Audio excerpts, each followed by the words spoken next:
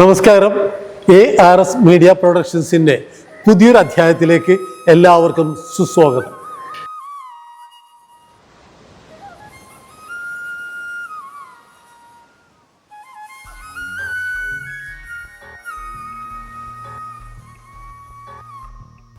നമ്മുടെ ഡിഗ്നിറ്ററീസിലെ ഡയസിലേക്ക് ക്ഷണിക്കുകയാണ്. നമ്മളുടെ കേരള പ്രസിഡന്റ് വിനോദ് നന്ദനത്തിനെ ഞാൻ ക്ഷണിക്കുന്നു. നമ്മുടെ immediate past president doctor Kishore മുരളീധരനെ ക്ഷണിക്കുന്നു. ഫിനാൻസ് സെക്രട്ടറി ശ്രീ രാജാവ് വാൽപ്പയ്യെ വേദിയിലേക്ക് ക്ഷണിക്കുന്നു.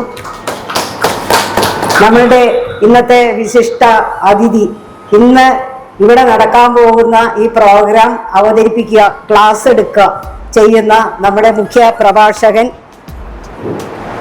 ശ്രീ രാംകുമാർ മഠത്തിലിനെ ഞാൻ ആദരപൂർവ്വം വേദിയിലേക്ക് ക്ഷണിക്കുകയാണ്.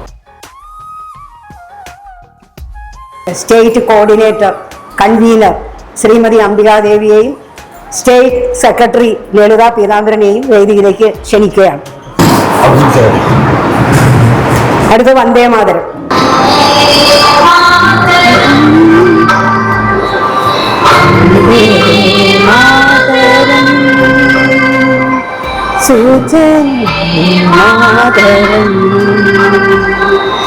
വന്ദേ മാതരം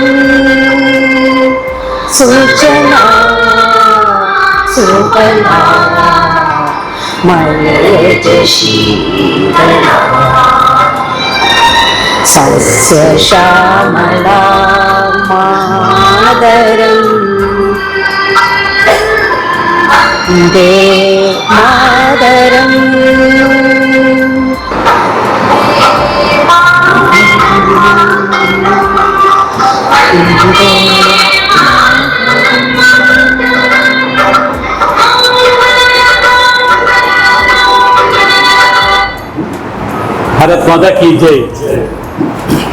പ്രസിഡൻഷ്യൽ അഡ്രസ്സിനും വെൽക്കം ചെയ്യുന്നതിനായി സ്റ്റേറ്റ് പ്രസിഡന്റ് ശ്രീ വിനോദിനെ ക്ഷണിക്കുന്നു. എല്ലാവർക്കും നമസ്കാരം. ഞാൻ വിനോദ്. ഈ വർഷത്തെ ഭാരത് വികാസ് പരിഷത്തിന്റെ ലക്ഷദ്വീപ് കേരള ലക്ഷദ്വീപ് പ്രാന്ത് കേരള ലക്ഷദ്വീപ് സ്റ്റേറ്റിന്റെ പ്രസിഡന്റായിട്ട് സ്ഥാനം വഹിക്കുന്നു. ഇത്തരമൊരു പരിപാടിയിൽ ഒരു വലിയ പ്രസിഡൻഷ്യൽ അഡ്രസ്സിന്റെ ഒന്നും ആവശ്യമില്ല എന്ന് എനിക്കറിയാം. എന്നാലും രാംകുമാർ സംസാരിക്കുന്നതിന് മുമ്പ് ചില കാര്യങ്ങൾ മാത്രം എനിക്ക് നിങ്ങളോട് പറയാനുണ്ട്. എൻ്റെ അച്ഛനും അമ്മയും അധ്യാപകരായിരുന്നു. അച്ഛൻ ഹെഡ് മാഷായിട്ടാണ് റിട്ടയർ ചെയ്തത്, കൽപ്പകഞ്ചേരി തിരൂരിനടുത്ത്. അമ്മ തൃപ്പൂണിത്തുറ സ്കൂളുകളിലുണ്ടായിരുന്നു, ഹൈസ്കൂൾ ടീച്ചറായിട്ട് റിട്ടയർ ചെയ്തു. എൻ്റെ അച്ഛൻ 2021 ജനുവരിയിലും അമ്മ ഒരു വർഷത്തിന് ശേഷം 2022 ജനുവരിയിലും മരിച്ചു. പക്ഷെ ഞങ്ങൾ മക്കളെ സംബന്ധിച്ചിടത്തോളം ഞങ്ങളുടെ അച്ഛനും അമ്മയും മരിച്ചിട്ടില്ല. കാരണം അവര് ഏതൊക്കെയോ 4 ദിക്കിൽ നിന്ന് ഞങ്ങളെ കണ്ടുകൊണ്ടിരിക്കുന്നു എന്ന ഫീലിംഗ് ആണ് ഞങ്ങൾക്ക്. കാരണം രണ്ടുപേരുടെയും നേത്രങ്ങള് രാംകുമാർ വഴിയാണ് ദാനം ചെയ്തെന്ന് പറയാൻ പറ്റില്ല. ദാനമായിട്ടല്ല, അതൊരു സമൂഹത്തോടുള്ള കടമയായിട്ടാണ് ഞങ്ങളൊന്ന് എടുത്തത്. 4 പേർക്ക് കാഴ്ച കിട്ടി. 4 പേർക്ക് കാഴ്ച കിട്ടി എന്ന് പറയുമ്പോൾ നിങ്ങൾ മനസ്സിലാക്കേണ്ടത് 4 കുടുംബങ്ങൾക്ക് പ്രകാശം കിട്ടിയെന്നാണ്. നാടിന് 8 പേരെ തിരിച്ചു കിട്ടി. നിങ്ങൾ ആലോചിച്ച് നോക്കണം, നമ്മുടെ കുടുംബത്തിൽ ഒരാൾ അന്ധനാണെങ്കിൽ കുടുംബത്തിലെ മറ്റൊരാളും കൂടി സാക്രിഫൈസ് ചെയ്യണം അയാളുടെ ജീവിതം, വേണ്ടേ? മക്കൾക്കോ ഭാര്യയ്ക്കോ മരുമക്കൾക്കോ സ്വതന്ത്രമായിട്ട് യാത്ര ചെയ്യാനും ജോലി ചെയ്യാനൊക്കെ സാധിക്കുമോ? അപ്പൊ ശരിക്കും ഒരാൾ അന്ധനാവുന്നത് നമ്മുടെ നാടിന് 2 പേരെയാണ് ഇല്ലാണ്ടാക്കുന്നത്. കാരണം അന്ധന് പരിമിതികളുണ്ട്. ആ വ്യക്തിയുടെ എല്ലാ പൊട്ടൻഷ്യലും രാജ്യത്തിന് കിട്ടില്ല, അതിന്റെ കൂടെ കുടുംബത്തൊരാളുടെ. ശരിക്കും 4 പേർക്ക് കാഴ്ച കിട്ടി എന്ന് പറഞ്ഞാൽ നമ്മുടെ രാജ്യത്തിന് 8 വ്യക്തികളെ തിരികെ കിട്ടി. ആ രീതി വേണ്ടത് കാണാൻ. അങ്ങനെ നോക്കുമ്പോ ഏതാണ്ട് 300-നടുത്ത് നേത്രദാനങ്ങൾ പ്രോത്സാഹിപ്പിക്കുകയും ഏതാണ്ട് 600-ൽ കൂടുതൽ പേർക്ക് കാഴ്ചയും കിട്ടിയ രാംകുമാറിനെ നമ്മൾ ഏത് രീതിയിൽ കാണണം. വെല്ലുവിളി ഇരിക്കുമ്പോ നമ്മൾ കണ്ണുള്ളവർക്ക് ചെയ്യാൻ പറ്റുന്നതിനേക്കാളൊക്കെ എത്രയോ വലിയ മാർഗത്തിലൂടെ, എത്രയോ വലിയ കർമ്മത്തിലൂടെയാണ് രാംകുമാർ കടന്നു പോന്നിരിക്കുന്നത്, ഇനിയുള്ള വർഷങ്ങൾ കടന്നു പോകാൻ പോകുന്നത്. ഇത് ഞാൻ പറയുമ്പോൾ ഞാൻ എൻ്റെ ഹൃദയത്തിൽ നിന്നാണ് പറയുന്നത്. കാരണം എനിക്ക് അന്ധനാകുന്നതിന് മുമ്പുള്ള രാമനെ അറിയാം. ഞങ്ങൾ 4 വർഷം 7 മുതൽ 10 വരെ ഒരുമിച്ചൊരു ക്ലാസ്സിൽ പഠിച്ചതാണ്, ഒരേ ക്ലാസ്സിൽ. എൻ്റെ അച്ഛൻ്റെ സുഹൃത്തിൻ്റെ മകനാണ്, എൻ്റെ നാട്ടുകാരനാണ്. രാംകുമാറിന്റെ ഇൻട്രൊഡക്ഷൻ പറയുമ്പോൾ ഇതെല്ലാം പറയുമോ എന്ന് എനിക്കറിയില്ല, എന്നാലും റെപ്യൂട്ടേഷൻ വന്നാലും ക്ഷമിക്കുക. ഡിഗ്രി കഴിഞ്ഞ് ജോലിക്ക് കയറിയ ആ സമയത്താണ് രാംകുമാറിന് അന്ധത വന്നത്. ഈ 300ഓളം ആൾക്കാരുടെ കോർണിയ എടുത്തു എന്ന് ഞാൻ പറഞ്ഞു, 600ഓളം പേർക്ക് കാഴ്ച കിട്ടിയെന്ന് ഞാൻ പറഞ്ഞു. പക്ഷെ അതിൽ ഒരു കോർണിയ പോലും രാംകുമാറിന്റെ അന്ധത മാറ്റാൻ പര്യാപ്തമല്ല. കാരണം രാംകുമാറിന്റെ അന്ധത കോർണിയ റിലേറ്റഡ് അല്ല, നെർവ് റിലേറ്റഡ് ആണ്. അതിനുള്ള റിസർച്ച് നടക്കുന്നേ ഉള്ളൂ. എത്രയും പെട്ടെന്ന് തന്നെ അത് ഫലപ്രദമായ ഒരു ചികിത്സാ രീതി ആധുനിക ശാസ്ത്രം, മെഡിക്കൽ സയൻസ് കണ്ടുപിടിക്കട്ടെ എന്ന ബന്ധുക്കള് അച്ഛനിൽ നിന്ന് തുടങ്ങി ബന്ധുക്കൾ ഏതാണ്ട് എനിക്ക് തോന്നുന്നു 35-40 പേരുടെ കണ്ണുകൾ ഞാൻ മൂലം രാംകുമാറിന്റെ അമൃത വഴി കൊടുത്തിട്ടുണ്ട്. 42 പേരുടെ. അപ്പൊ അത് ഡബിൾ ആവും അല്ലേ? ഓക്കെ, അല്ല കാര്യം. അപ്പോ ഞാൻ എന്റെ സഹോദരന്മാരിപ്പോ കഴിഞ്ഞ 2-3 മാസം മുമ്പേ ഒരു അമ്മായി മരിച്ചു. അപ്പൊ ഞാൻ ആ 2 ആൺകുട്ടികളുള്ളൂ. അവരോട് ഞാൻ പറഞ്ഞത്, മക്കളെ നിങ്ങൾക്കിനി ആദ്യം മടിച്ചു തരാൻ മടിച്ചു. ഞാൻ പറഞ്ഞു നിങ്ങൾക്കിനി അമ്മയ്ക്ക് വേണ്ടി ചെയ്യാനുള്ളത്, നിങ്ങൾ അമ്മ രോഗാതുരിയായ സമയത്ത് നിങ്ങൾ നല്ല രീതിയിൽ നോക്കി ശുശ്രൂഷയില്ല എന്നൊന്നും ഞാൻ പറയുന്നില്ല. ഇനി നിങ്ങൾക്ക് അമ്മയ്ക്ക് വേണ്ടി ചെയ്യാവുന്നത് കുളിപ്പിക്കുക, വായ്ക്കരി ഇടുക, ചെതയിൽ വെച്ച് ആചാരാനുഷ്ഠാനങ്ങളോട് ദഹിപ്പിക്കുക, അമ്മ വിഷ്ണുപദത്തിലെത്തും എന്ന് പ്രാർത്ഥിക്കുക. ഈ ഒരു കർമ്മം നിങ്ങൾ ചെയ്യുകയാണെങ്കിൽ, നിങ്ങൾ ഒരു റിച്വൽസ് ചെയ്തില്ലെങ്കിലും, ഒരു ആചാരം ചെയ്തില്ലെങ്കിലും അമ്മ വിഷ്ണുപദത്തിൽ തന്നെ എത്തും. ആ പുണ്യത്തിന്റെ ഒരംശം നിങ്ങൾക്കും നിങ്ങളുടെ അടുത്ത തലമുറയ്ക്കും കിട്ടും. കാരണം നമ്മൾ ഒന്നിൽ കത്തിച്ചു കളയുക അല്ലെങ്കിൽ കുഴിച്ചിടുക ഒക്കെ ചെയ്യുന്ന ഒരു ശരീരത്തിന്റെ 2 ചെറിയ അവയവം 2 കുടുംബങ്ങൾക്ക്, ഒരു നാടിന് പ്രകാശമാകുമെങ്കിൽ അത് നമ്മൾ ചിന്തിക്കുകയും മറ്റുള്ളവരെ പ്രേരിപ്പിക്കുകയും ചെയ്യണം എന്ന് മാത്രം പറഞ്ഞുകൊണ്ട് നിർത്തുന്നു. വന്ദേ മാതരം. കിഷോർ മുരളീധരൻ. ഇന്നത്തെ ഈ ഒരു വേദിയില് നമുക്ക് സംസാരിക്കാനുള്ള ഒരു വേദി അല്ലിത്. ബിക്കോസ് നേത്രദാനത്തിനെ പറ്റി ഏറ്റവും നല്ല രീതിയിൽ നമ്മളെ പറഞ്ഞ് മനസ്സിലാക്കാൻ പറ്റുന്ന ആ വ്യക്തിയാണ് രാംകുമാർ. ബിക്കോസ് സർവേന്ദ്രിയാണ് നയനം പ്രധാനം എന്ന് പറഞ്ഞുകൊണ്ട് ആ കണ്ണില്ലാത്ത വ്യക്തിക്ക് ആ കണ്ണിന്റെ മൂല്യം അറിയും. ഇപ്പോൾ പലരോടും ഈ നേത്രദാനത്തിനെ പറ്റിയൊക്കെ സംസാരിക്കുമ്പോൾ അതിൻ്റെ ആ സീരിയസ്നെസ് ആൾക്കാരെ മനസ്സിലാക്കാറില്ല.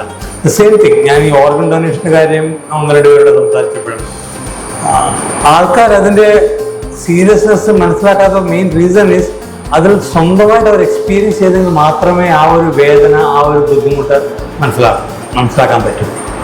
അപ്പോൾ ഈ ഒരു പ്രൊജക്റ്റുമായിട്ട് രാംകുമാർ മുന്നോട്ട് വന്നതിൽ ഐ എം ഷുവർ വലിയൊരു മാറ്റം തന്നെ ഈ സമൂഹത്തിൽ മാറ്റാൻ പറ്റും എന്നുള്ള എനിക്കൊരു വിശ്വാസമുണ്ട്.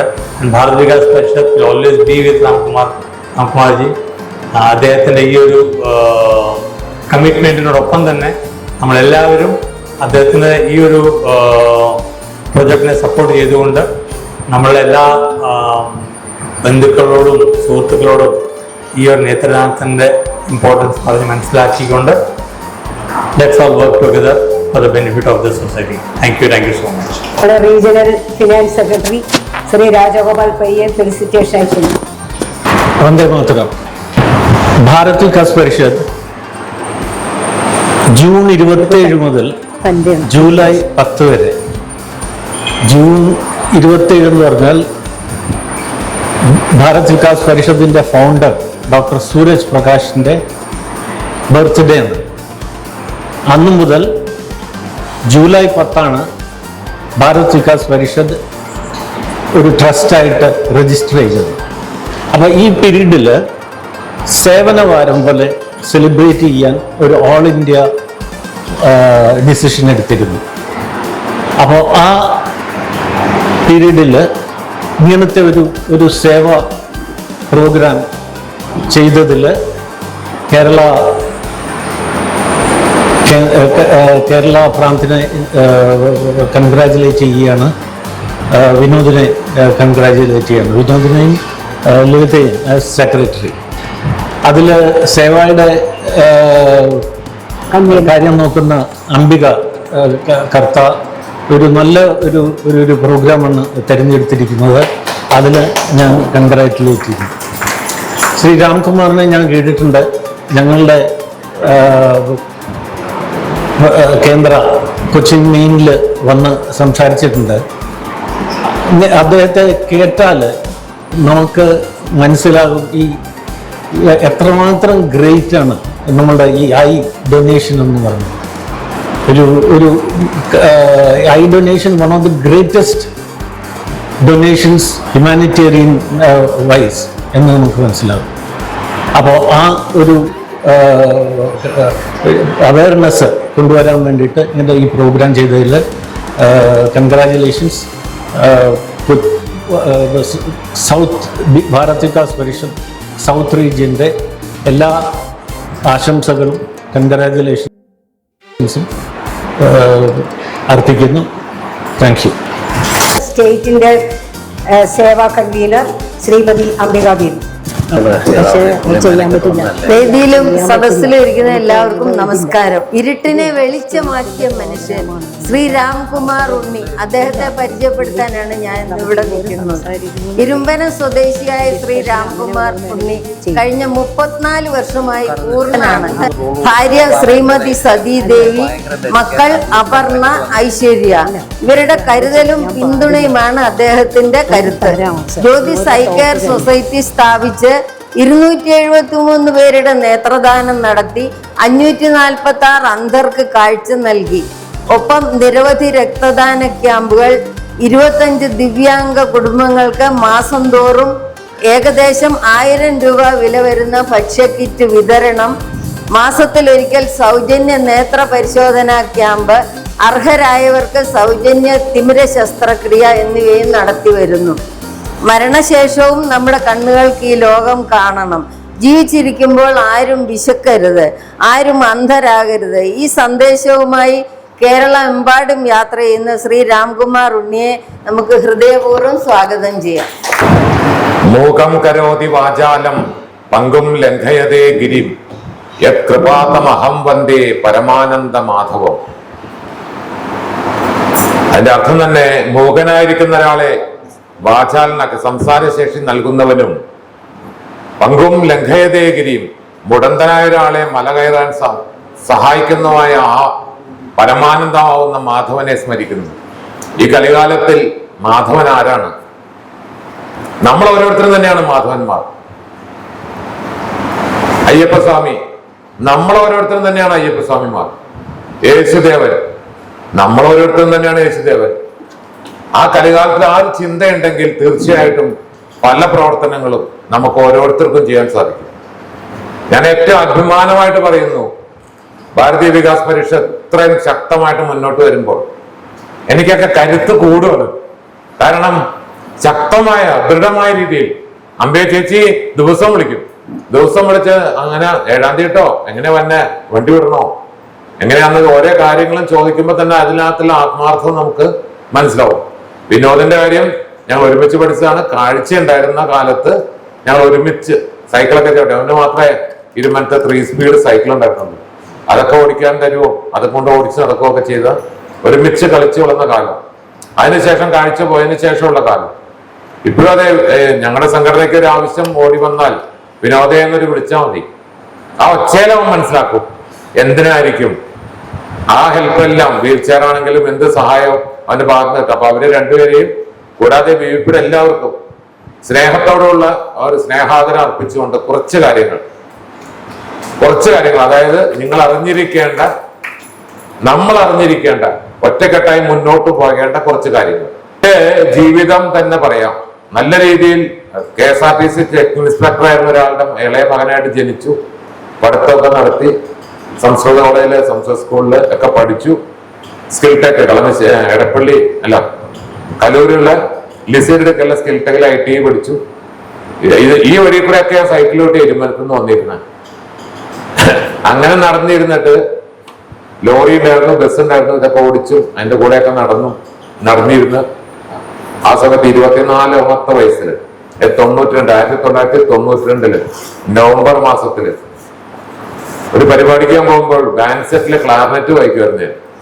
അങ്ങനെ ഒരു പരിപാടിയായിട്ട് ഞാൻ അരൂക്കുറ്റിയിൽ പോകുമ്പോൾ ഒരു കടത്തില് വെച്ചിട്ട് ഞാൻ അങ്ങോട്ട് പോകുമ്പോൾ നല്ല സൂര്യൻ അസ്തമിക്കണു ആ ഭാഗം. അതിന്റെ ഒപ്പം തന്നെ വെള്ളത്തിലൊക്കെ വെളിച്ചം അതൊക്കെ വന്നിട്ടുള്ളൊരു റിഫ്ലക്ഷനും എല്ലാം കൂടെ കണ്ടു. അങ്ങോട്ട് പോയി പരിപാടി നടക്കുമ്പോൾ പെട്ടെന്ന് ഇരുട്ടായി, കരണ്ട് പോയ പോലെ ഇരുട്ടായി. അപ്പൊ കണ്ണൊരാഴ്ചയായിട്ട് ചുമന്ന് വരുമായിരുന്നു. അപ്പൊ എന്റെ ധാരണ വെൽഡിംഗ് ഒക്കെ ചെയ്യുമായിരുന്നു. വെൽഡിംഗിലേക്ക് അടിച്ചാന്ന് വരച്ചിട്ട് ഇളനീർ കുഴമ്പൊക്കെ എഴുതി വെച്ചോണ്ടിരുന്നു. അവിടെ പരിപാടി നടക്കുമ്പോൾ തന്നെ പെട്ടെന്ന് തന്നെ കാഴ്ചശക്തി നഷ്ടപ്പെടുന്നു. അതറിയുന്നില്ല. ഞാനപ്പോൾ വിചാരിച്ച് കരണ്ട് പോയതാന്ന് വെച്ചു. കൂടുതൽ ആളോട് ചെന്ന് കരണ്ട് പോയവിടാന്ന് വെച്ചു. അപ്പൊ ഒന്നും ലൈറ്റ് ഇട്ടിട്ടില്ല. 5:30 മണി ആയിട്ടുള്ളൂ. നിനക്കെന്താ പറ്റിയെന്ന് ചോദിച്ചു. ഒന്നും എനിക്ക് കണ്ണ് കാണുന്നില്ല. അങ്ങനെ എന്നെ പരിപാടി നടത്താൻ ഉള്ളിലേക്ക് കയറ്റി നിർത്തി. നിർത്താന്ന് പറഞ്ഞാൽ നമ്മൾ വേണ്ട. അപ്പൊ ഉള്ളിലേക്ക് കയറ്റി നിർത്തി 2 സൈഡിലും 2 പേര് കൈ പിടിച്ചിട്ട് മുന്നോട്ട് നടത്തി. ആ പരിപാടി എത്തിച്ച് കഴിഞ്ഞിട്ട് നേരെ വണ്ടി കയറ്റി അങ്കമാലി ലിറ്റിൽ ഫ്ലവർ ഹോസ്പിറ്റലിൽ ഡോക്ടർ ടോണി ഫെർണാണ്ടസ് ഡോക്ടറുടെ കീഴിൽ 110 ദിവസം കിടക്കും. ഇരുട്ട്. അതാലോചിച്ച നിങ്ങളൊന്ന്, നമ്മൾ ഓരോരുത്തരും ഇപ്പോഴും ഒരു ചെറിയ വീടാണെങ്കിൽ പോലും ഇൻവെർട്ടർ ഇല്ലാത്ത വീടുണ്ടാവില്ല. കാരണം കരണ്ട് പോകുന്ന സഹിക്കാൻ പറ്റാത്തവരാണ്. സന്ധ്യക്ക് കരണ്ട് ഇല്ലെങ്കിൽ ആദ്യം പിടിക്കുന്ന ആൾക്കാർക്ക് ഇൻവെർട്ടർ വെച്ച് വെളിച്ചം കിട്ടും. ഞങ്ങളെപ്പോലുള്ള കാഴ്ചയില്ലാത്തവർക്കോ. അപ്പൊ ആ അസഹനീയമായ അവസ്ഥയിൽ 110 ദിവസം കിടന്ന് ലാസ്റ്റ് ഡോക്ടർ പറയാണ് എന്താണ് ഇതെന്ന് കണ്ടുപിടിക്കാൻ പറ്റണില്ല. Only pray to god. അദ്ദേഹം ടോണി ഫെർണാണ്ടസ് ഡോക്ടറുടെ വാക്കുകളാണ്. ഏത് മനുഷ്യനും തകർന്നു പോകും. മാനസികമായിട്ട് വല്ലാത്തൊരവസ്ഥ. വേറെ മധുര അരവിന്ദ് ഹോസ്പിറ്റൽ അവിടെയൊക്കെ ഒരുപാട് സ്ഥലത്ത് നാട്ടുകാർ പറഞ്ഞ സ്ഥലങ്ങളിൽ മുഴുവൻ കൊണ്ടുപോകും. എല്ലായിടത്തും കൊണ്ടുപോകും. അവരൊന്നും ചെയ്യാൻ പറ്റില്ല. പഠനത്തേക്ക് മരുന്ന് തരും. ഒന്നും ചെയ്യാൻ പറ്റില്ല. മാനസികമായിട്ട് ഡൗണായി. ആരും ചെയ്യണ പോലെ ഞാനും 3 തവണ ആത്മഹത്യക്ക് ശ്രമിച്ചു. 3 തവണ ആത്മഹത്യക്ക് ശ്രമിച്ചിട്ടും രക്ഷപ്പെട്ടേക്കുള്ളൂ. അപ്പോഴാണ് കൊച്ചിൻ റിഫൈനറിയിലെ ഒരു പഴയ ഡയറക്ടർ ഉണ്ടായിരുന്നു, കോശി വർഗീസ് സാർ. അദ്ദേഹത്തിന്റെ ഭാര്യ മോളി കോശി എന്ന് പറയും. ഈ എടപ്പള്ളി കടവന്ത്ര ഭാഗത്ത് ഇപ്പോഴും ഒരു സ്ഥാപനം നടത്തുന്നുണ്ട്. അതിൽ നിന്ന് കിട്ടുന്ന ലാഭം മുഴുവൻ ഇതുപോലുള്ള ആളുകളെ സഹായിക്കും. ക്യാൻസർ പേഷ്യനൊക്കെ 84 വയസ്സായി ഇപ്പൊ അവർക്ക്. പക്ഷെ ഇപ്പോഴും അവര് ഇങ്ങനെയുള്ള സാമൂഹ്യ പ്രവർത്തനം ചെയ്ത് നടക്കുന്നു. ആ ആന്റി എന്നെ വന്ന് വീട്ടിൽ നിന്ന് അച്ഛനോട് വെച്ചിട്ട് എന്നെ വണ്ടി കയറ്റി എറണാകുളം തുടങ്ങി ഏതാണ്ട് അങ്കമാലി വരെ 14-15 വീടുകളിൽ പോയി. എന്നോട് വിശേഷമൊക്കെ കേൾക്കും. ഓരോ വീട്ടിലും പോകും. അപ്പൊ വണ്ടിയിൽ നിന്നൊരു പാക്കറ്റോ എന്തെങ്കിലുമൊക്കെ എടുത്തോണ്ട് ചെല്ലും. അവിടെ നിന്ന് അവർക്ക് കൊടുത്തിട്ട് തിരിച്ചു വരും. എന്നിട്ട് പറയും ചേട്ടന് പാടില്ല, അപ്പൊ ഇത്തിരി ഭക്ഷണം കൊടുത്തതാണ്. വേറെ വീട്ടിൽ പോയി ഇത്തിരി മരുന്നുണ്ടായിരുന്നു, അത് കൊടുത്തതാണ്. ചില വീട്ടില് വസ്ത്രങ്ങൾ കൊടുക്കും, ചില സ്ഥലത്ത് കാശ് കൊടുക്കും. ഇതെല്ലാം കഴിഞ്ഞ് അങ്കമാലി ഒരു ഹോട്ടലിൽ കയറ്റിയിട്ട് എനിക്ക് ഭക്ഷണം വാങ്ങിച്ചത് കഴിച്ചോണ്ടിരിക്കുകയാണ്. ഫ്രൈഡ് റൈസോ ബിരിയാണി, വെജിറ്റബിൾ ബിരിയാണിയോ എന്താണ്, അത് കഴിച്ചോണ്ടിരിക്കുമ്പോ മോനെ ഇപ്പുറത്ത് അച്ചാറുണ്ട് എന്നൊക്കെ പറഞ്ഞ് എടുത്തു തരുവാണ്. സ്വാദില്ലേ, നല്ല സ്വാദില്ലേ? തൊണ്ടേന്ന് ഇറങ്ങണേ ഉള്ളൂ കേട്ടോ. നമ്മൾ അപ്പൊ പറയാം, നമ്മൾ ആദ്യം പോയ വീട്ടിൽ ആ ചേട്ടന് തൊണ്ടയിൽ ക്യാൻസറാണ്, ട്യൂബ് ഇട്ടേക്കുവാണ്. അത് കൂടെ പഞ്ചസാര പാൽപ്പായസം ആണെങ്കിൽ പോലും മിക്സിയിൽ അടിച്ചിട്ട് ട്യൂബിൽ കൂടെ കൊടുക്കണം. അപ്പൊ അയാൾക്കത് കാണാം പായസാന്ന്. വായില് വെള്ളം വരും. സ്വാദറിയാൻ പറ്റണ്ടോ? വയറ് നിറയും. സ്വാദറിയാൻ പറ്റണ്ടോ? മോനാ ബുദ്ധിമുട്ടില്ലല്ലോ, കഴിക്കും മോനെ. അപ്പൊ തൊണ്ടയില് പകുതി കെട്ടി നമുക്ക്. സങ്കടവും എല്ലാം കൂടെ കൊണ്ട് വല്ലാത്ത അവസ്ഥ. അടുത്ത വീട്ടിലെ ചേട്ടൻ, ആ ചേട്ടൻ തളർന്ന് കിടക്കുക, ഓർമ്മയില്ല, ഒന്നുമില്ല. ഭക്ഷണം വിശക്കണ്ടെന്ന് പറയാനോ കൈയെടുത്ത് കാണിക്കാനോ പോലും പറ്റാത്ത അവസ്ഥ. വീട്ടുകാരെ സൗകര്യമുള്ളപ്പോ ഇത്തിരി എന്തെങ്കിലും കൊടുത്താൽ വായിൽ വെച്ചാൽ ഇറക്കാൻ അറിയില്ല, ബോധമില്ല. അപ്പൊ വിരല് കൊണ്ട് ഉന്തി തൊണ്ടയിലേക്ക് കൊടുത്താൽ ഇത്തിരി വെള്ളം കൂടെ ഒഴിക്കുമ്പോ ഇറങ്ങും. മോനാ ബുദ്ധിമുട്ട് വല്ലതും ഉണ്ടോ? മോന് കഴിക്കാൻ പറ്റണില്ലേ? അങ്ങനെ ഓരോ വീട്ടിലെ അവസ്ഥ പറഞ്ഞ് എന്നെ നമ്മള് രാമായണത്തിൽ പറയില്ലേ, ഹനുമാനെ കഥ, ഹനുമാനെ കുറിച്ചുള്ള ശക്തി പറഞ്ഞു കൊടുത്താൽ മാത്രമേ ഹനുമാന് സ്വന്തം ശക്തി അറിയുള്ളൂ എന്ന് പറഞ്ഞ പോലെ നമ്മളെല്ലാവരും പണ്ട് സ്കൂളിൽ പഠിക്കുമ്പോൾ അധ്യാപകരെ താഴോട്ട് നോക്കി പഠിക്കണം, താഴേക്ക് നോക്കി നടക്കണം. നമ്മൾ വിചാരിച്ചാൽ എന്താ, നിലത്തേക്ക് നോക്കി മുള്ളുണ്ടോ കല്ലുണ്ടോ വണ്ടികൾ ഇരിക്കണ്ടോ നോക്കി അല്ല. നമ്മളെക്കാളും ബുദ്ധിമുട്ട് അനുഭവിക്കണവര് നമ്മുടെ കീഴിലുണ്ട്. അവരുടെ ബുദ്ധിമുട്ട്, നമ്മൾ 3 നേരം ഭക്ഷണം കഴിച്ച് നമുക്ക് ഇഷ്ടമുള്ള ഡ്രസ്സ് ധരിച്ച് ഇഷ്ടമുള്ള സ്ഥലത്ത് പോകാൻ നമുക്ക് സാധിക്കുന്നുണ്ട്. ഇതില്ലാത്ത എത്രയോ പേർ നമ്മളെക്കാളും താഴെത്തട്ടിലുണ്ട്. അവരെ നോക്കണം. നമ്മൾ സ്കൂളിൽ പഠിക്കുമ്പോ നമ്മുടെ മക്കള് ഒരു വിഷയത്തിന് മാർക്ക് കുറച്ചാൽ അപ്പൊ പറയും, ഇവിടെ അപ്പുറത്ത് അനൂപിനെ കണ്ടോ, അനൂപ് കണ്ടോ, അവൻ നന്നായിട്ട് പഠിച്ച, അവൻ ഫുൾ മാർക്കാ, നീ എന്താ നിനക്കും പഠിക്കണല്ലേ, ഭക്ഷണമല്ലേ, വസ്ത്രമല്ലേ, വണ്ടിയിൽ വിടണല്ലേ. എന്നാ ഇപ്പുറത്തുള്ള വേറെ മനോജ് മാർക്ക് കുറവാ, അവനേക്കാളും മാർക്ക് കൂടുതലുണ്ടോ. ഇന്ന് ഏതെങ്കിലും അമ്മമാര് ഏതെങ്കിലും അച്ഛന്മാര് സ്വന്തം മക്കളെ പഠിപ്പിച്ചിട്ടുണ്ടോ? ഞാൻ പറയും അങ്ങനെയുള്ള കുട്ടികളെ മുകളിലേക്ക് വരുള്ളൂ. അങ്ങനെ അച്ഛനമ്മമാരെ ആവണം. അവർ വന്നാൽ മാത്രമേ നമ്മുടെ കുട്ടികൾ അവരിൽ മുകളിലെത്താൻ സാധിക്കുകയുള്ളൂ. അപ്പൊ ഞാൻ പറഞ്ഞു വന്നപ്പോ താഴോട്ട് നോക്കി നമ്മൾ വരുമ്പോഴാണ് ശക്തി ആവുന്നത്. നമ്മൾ എന്താണ്, നമ്മളിലുള്ള ശക്തി എന്താണെന്ന് നമ്മൾ അറിയണമെങ്കിൽ നമ്മളെക്കാൾ ബുദ്ധിമുട്ടുള്ളവരുടെ ബുദ്ധിമുട്ട് മനസ്സിലാക്കുമ്പോഴാണ്. അപ്പൊ അത് പറഞ്ഞ എന്നെ ആക്റ്റീവായി കഴിഞ്ഞിട്ട് അമ്പലമുകൾ എന്ന സ്ഥലത്ത് ഒരു കസേര നെയ്ത്ത് കേന്ദ്രം അവിടെ കൊണ്ടിരുത്തി, പല സ്ഥലത്തുനിന്ന് കാഴ്ചയില്ലാത്തവരെ കൊണ്ടിരുത്തി റിഫൈനറി, FICT, HOC ഇങ്ങനെയുള്ള കമ്പനികളുടെ LIC ഉള്ള കമ്പനികളുടെ കസേരകൾ എടുത്തുകൊണ്ട് വന്ന് നെയ്ത് തിരിച്ചുകൊണ്ട് കൊടുത്ത് ഞങ്ങൾക്ക് സ്വന്തം കയ്യിലേക്ക് കുറേശ്ശെ കാശ് കിട്ടും എന്നുള്ള അവസ്ഥ. ആന്റി ഭയങ്കര സാധന. കാരണം ആരും അറിയില്ല, ഞങ്ങൾക്ക് ആർക്കും അറിയില്ല. ഈ കസേര എടുത്തോണ്ട് വന്ന ആന്റിയുടെ വണ്ടിയിലായിരിക്കും. അത് കൊണ്ടുവരുമ്പോ അതിന്റെ കാശ് ചെലവില്ല. ഇത് നെയ്യുന്ന പ്ലാസ്റ്റിക് ആന്റിയുടെ വകായിരിക്കും വാങ്ങിച്ചു വെച്ചേക്കണം. അപ്പൊ അതിന്റെ കാശ് ചെലവില്ല. അന്നത്തെ കാലത്ത് ഒരു കസേര ഇരിക്കണ വശം നെയ്യുന്നതിന് 50 രൂപയാണ്. ഈ 50 രൂപയില് ഞങ്ങൾക്ക് 45 രൂപ ഞങ്ങളുടെ കയ്യിലേക്ക് തരും. ഒരു കസേര നെയ്ത് തീർത്താൽ ഞങ്ങൾക്ക് 45 രൂപ വരും. ബാക്കി 5 രൂപ വെച്ചിട്ട് ബാങ്കിലിട്ട് വയ്ക്കും. അപ്പൊ അതിന്റെ സെക്രട്ടറി ആയിരുന്നു ഞാൻ. ഈ ബാങ്കിലിട്ട് വെച്ച് കഴിഞ്ഞിട്ട് നമ്മുടെ കൂടെയുള്ള ആർക്കെങ്കിലും അസുഖമോ എന്തെങ്കിലും ആവശ്യം വന്നാലൊക്കെ അതിൽ നിന്നാണ്.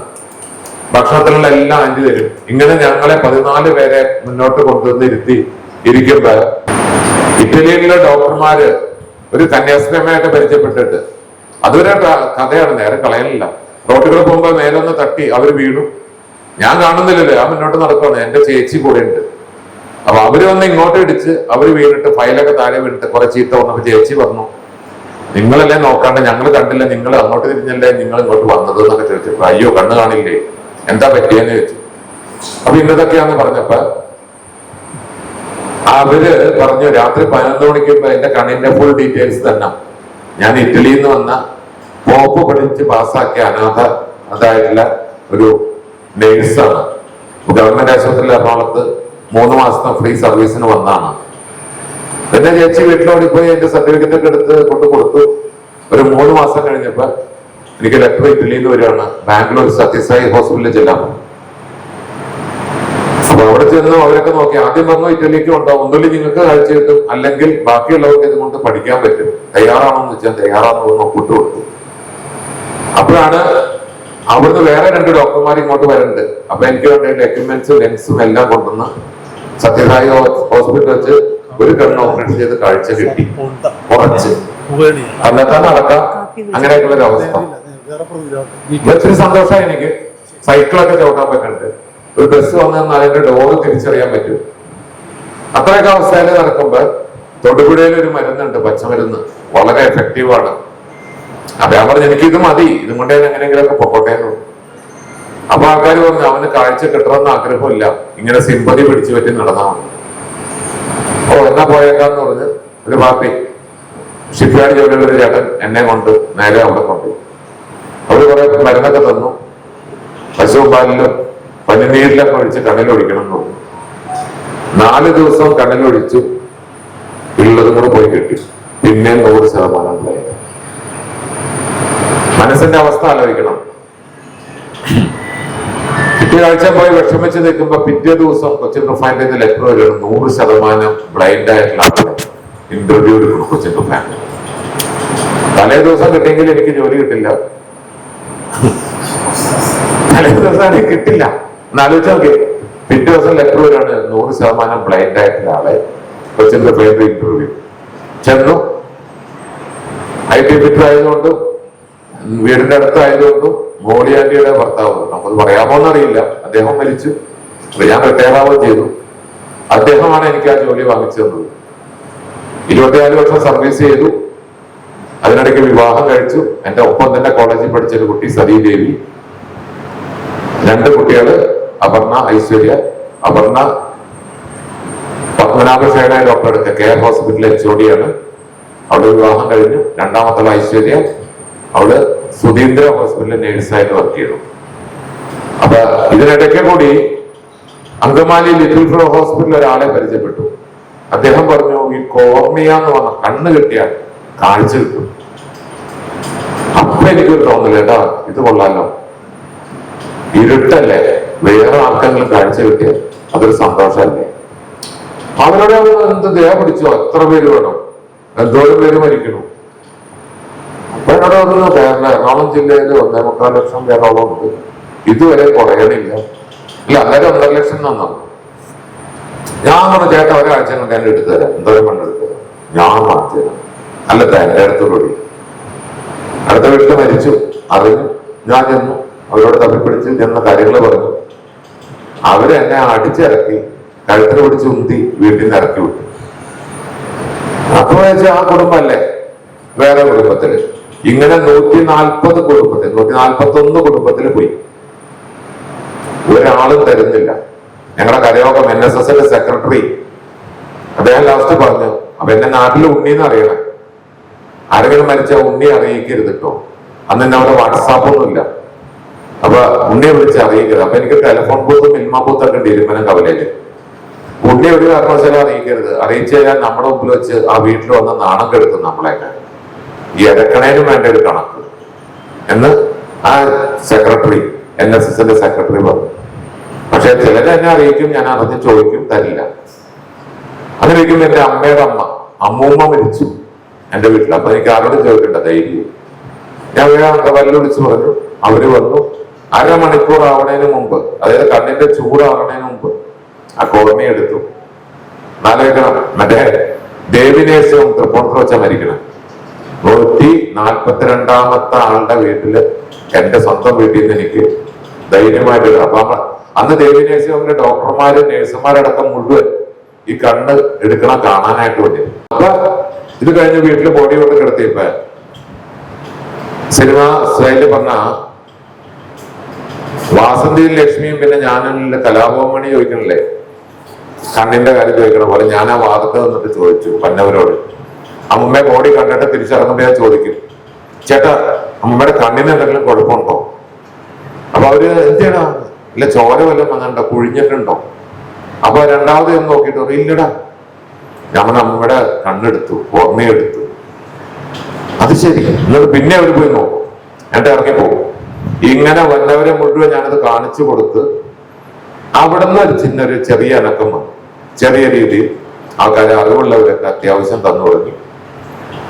അങ്ങനെ മുന്നോട്ട് പോയിക്കൊണ്ടിരിക്കുമ്പോൾ ഈ പറഞ്ഞ NSSന്റെ സെക്രട്ടറി ഒരു വീട്ടിൽ നിൽക്കുമ്പോ ഒരു കോമളം എന്ന ചേച്ചിയുടെ കണ്ണെടുക്കാനായിട്ട് ഞാൻ ചെന്നു. ഇദ്ദേഹം വയസ്സായി. ഇദ്ദേഹം എന്നെ കെട്ടിപ്പിടിച്ചോണ്ട് കരഞ്ഞു, എടാ മോനെ എനിക്ക് അബദ്ധം പറ്റിയതാടാ, ഞാൻ ഒരുപാട് നിന്നെ കളിയാക്കിയിട്ടുണ്ട്, നിന്റെ നമ്പർ ഒന്ന് പറഞ്ഞേ എന്ന് പറഞ്ഞു. വേറൊരാളെ കൊണ്ട് പേനയൊക്കെ വാങ്ങിച്ച് എഴുതിയെടുത്ത് അദ്ദേഹത്തിന്റെ വീട്ടിൽ കൊണ്ടുവച്ചു. നിങ്ങളാരും പേടിക്കണ്ടാട്ടാ ഞാൻ പറയണത്, കാരണം എന്റെ നമ്പർ ആരും എഴുതാണ്ടിരിക്കരുത്. ഒരു 8 മാസം 9 മാസം കഴിഞ്ഞപ്പോ അദ്ദേഹം എന്റെ ഭാര്യ എന്നെ വിളിക്കുകയാണ്, ഉണ്ണി മോനെ, ചേട്ടൻ പേര് പറയാത്ത മനഃപൂർവ്വം, ചേട്ടൻ മരിച്ചതാ, ഇവിടെ കടലാസിൽ എഴുതി വെച്ചിട്ടുണ്ട് നിന്റെ നമ്പർ, ഞാൻ മരിച്ച എന്റെ കോർണിയ എടുക്കണമെന്ന് അദ്ദേഹം എഴുതി വെച്ചിട്ടുണ്ട്. ആലോചിച്ച് നോക്കി, ആ മനുഷ്യന് അത്രയും തിരിയാൻ അത്രയും വർഷം വേണ്ടി വന്നു. കാരണം ഇത്ര ഉള്ളൂന്ന് മനസ്സിലായി. കാരണം കൃഷ്ണമണിയുടെ അവിടുത്തെ ചെറിയ ഭാഗം എടുക്കുള്ളൂ. അത് മനസ്സിലാക്കാൻ അദ്ദേഹം എത്രയോ വർഷം എടുത്തു. എന്നിട്ടും ഇന്നും നമുക്കിവിടെ കേരളത്തിൽ എത്ര മരണം നടക്കുന്നുണ്ട്, എറണാകുളം ജില്ലയിൽ എത്ര മരണം നടക്കുന്നുണ്ട്, എത്ര കണ്ണ് കിട്ടുന്നുണ്ട്. അപ്പൊ അങ്ങനെ മുന്നോട്ട് പോകുമ്പോഴാണ് Amrita institute of medical science ആയിട്ടൊരു ടൈപ്പ് വന്നത്.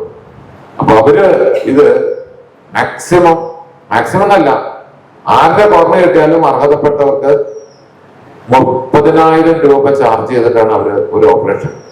കോർണിയ കിട്ടിയാൽ അത് ഓപ്പറേഷൻ ചെയ്യാൻ വേണ്ടി 30,000 രൂപയാണ് ഹോസ്പിറ്റലിൽ ചെലവാക്കുന്നത്. അത് ക്യാഷ് ഇല്ലാത്തവരാണെങ്കിൽ അമ്മയുടെ ഫണ്ടിൽ നിന്നും 30,000 രൂപ ഇതിലേക്ക് മാറ്റും. വേറെ ഒന്നിനല്ല, ഇതിന് നമ്മൾ കോർണിയ എടുക്കാമെന്നല്ല, അതിന്റെ അതേ പിന്നീട് പറഞ്ഞുതരാം. അതിന്റെ ലിക്വിഡിന് കാശുണ്ട്, വണ്ടിക്കാശുണ്ട്, അതിന്റെ മെറ്റീരിയൽസിന് മരുന്നിനൊക്കെ കാശുള്ളതുകൊണ്ട് ആ 30,000 രൂപ മാത്രമേ ഇന്നും അമൃത അതിന് ചാർജ് ചെയ്യുന്നുള്ളൂ. അത് ഏറ്റവും വലുത് 72 മണിക്കൂറിനകത്ത് 2 പേർക്ക് കഴിച്ചു കൊടുക്കും. അതറിഞ്ഞപ്പോ എനിക്ക് ആവേശമായി. അമൃത ഇൻസ്റ്റിറ്റ്യൂട്ടായിട്ട് ടൈപ്പ് ചെയ്ത് ഏത് രാത്രിയും പകലും അവർ വിളിച്ചാൽ വരും. അതുകൂടാണ്ട് എനിക്കൊരു പ്രത്യേകത അവർ തന്നിട്ടുണ്ട്.